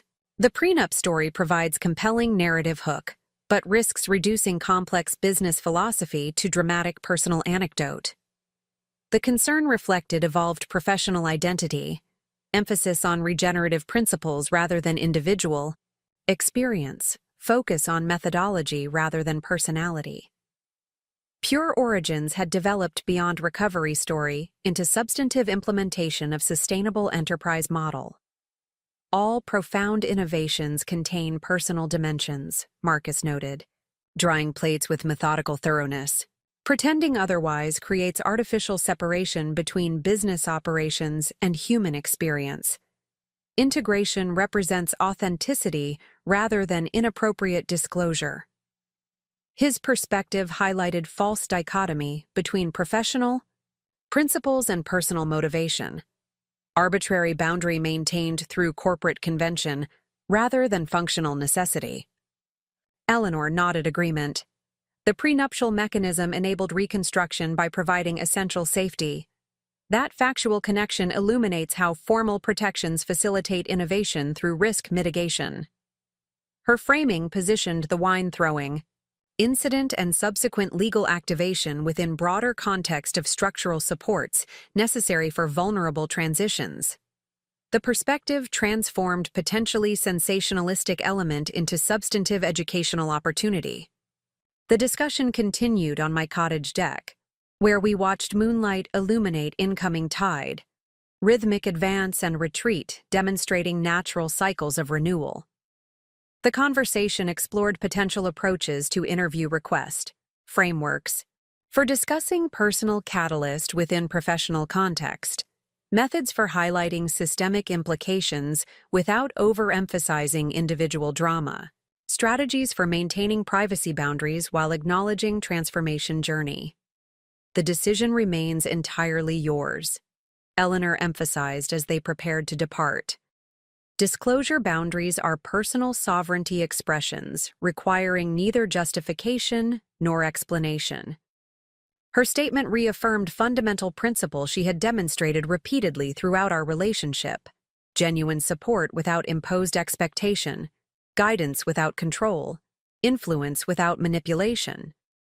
The autonomy she consistently protected had enabled reconstruction of identity and purpose based on internal navigation, rather than external definition. Alone on the deck after their departure, I considered how completely circumstances had transformed since that disastrous gala night. The terrified woman fleeing Seattle with emergency cash and formulation notebooks had evolved into established business owner hosting scientific symposium. The individual seeking basic survival had developed into community contributor creating employment opportunities. The betrayed spouse had reconstructed identity independent of relationship status or external validation. Most significantly, the perspective through which I processed experience had fundamentally shifted. From control orientation toward adaptation capacity, from resistance against disruption toward integration of challenge, from fixed identity protection toward continuous regenerative development. The transformation hadn't eliminated vulnerability or prevented difficulties. but had cultivated response capacity that converted obstacles into growth catalysts rather than devastating setbacks. The following morning, preparing for symposium opening, I crafted response to the interview request, agreeing to discussion that would include prenuptial activation story within broader context of business regeneration principles. The decision represented neither reckless disclosure nor fearful avoidance, but calibrated transparency serving educational purpose. The wine-throwing incident had catalyzed personally significant transformation, with potentially valuable applications beyond individual experience. Standing before symposium participants hours later, scientists, entrepreneurs, environment advocates, community leaders, I began presentation with direct acknowledgement. Pure origins. Coastal resilience developed from personal disruption transformed through ecological principles. When my husband threw wine in my face for refusing to surrender my company, a prenuptial agreement protection mechanism activated, providing essential security that enabled complete reconstruction. The statement established factual foundation without emotional dramatization. That experience demonstrated how formal safeguards can create protected space for vulnerable transitions, a principle equally applicable to business structures, community systems, and ecological restoration projects. The framework positioned personal experience as case study illustrating broader application potential rather than mere biographical detail or cautionary tale. The prenup activation code I texted that night changed everything, not merely through asset protection, but by catalyzing fundamental reassessment of success metrics, relationship structures, and environmental integration. The resulting enterprise developed not despite disruption but through transformation of challenge into regenerative opportunity. The conclusion connected individual experience to collective principles being explored throughout the symposium: vulnerability conversion into adaptation capacity, disruption transformation into renewal catalyst, protection mechanisms enabling innovation potential. As discussion unfolded among participants, exploring applications from coastal ecosystem management to community economic development, I experienced profound integration of personal journey with professional purpose. The prenup activation that had initially represented desperate emergency measure had ultimately facilitated comprehensive reconstruction, psychological independence, professional innovation, community integration, environmental stewardship. The protection mechanism had enabled not just recovery, but renaissance, not just survival, but substantive contribution. Cedar Cove stretched below the conference center windows, harbor reflecting morning light, businesses beginning daily operations, sanctuary areas preserved for future generations.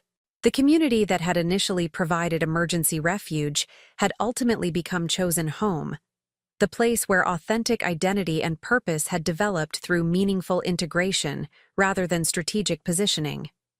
The transformation represented not restoration of what existed before betrayal, but creation of something fundamentally stronger, more genuine, more sustainable. The prenup activation code had indeed changed everything, not through simple financial protection alone, but through catalyst effect triggering comprehensive reassessment of what constituted genuine value, meaningful success, authentic relationship. The knowledge gained through reconstruction now served wider purpose. Methodologies shared with symposium participants, employment created for community members, regenerative principles embodied through business operations. The private protection mechanism had ultimately facilitated public contribution beyond anything imaginable during that devastating gala night. 2 years after the wine had stained my white silk blouse, I stood before colleagues and community members, not as victim of betrayal, but as developer of regenerative enterprise model, not as woman who had lost everything, but as innovator who had discovered more authentic purpose. The transformation journey continued beyond this moment of apparent arrival. Spiraling development rather than linear progression, continuous adaptation rather than fixed destination. The prenup activation code had indeed changed everything, creating protected space where genuine resilience could develop, Capacity not just to recover from storms, but to transform their energy into unexpected renewal, previously unimagined. Growth, profoundly integrated purpose. Up next, you've got 2 more standout stories right on your screen. If this one hit the mark, you won't want to pass these up. Just click and check them out.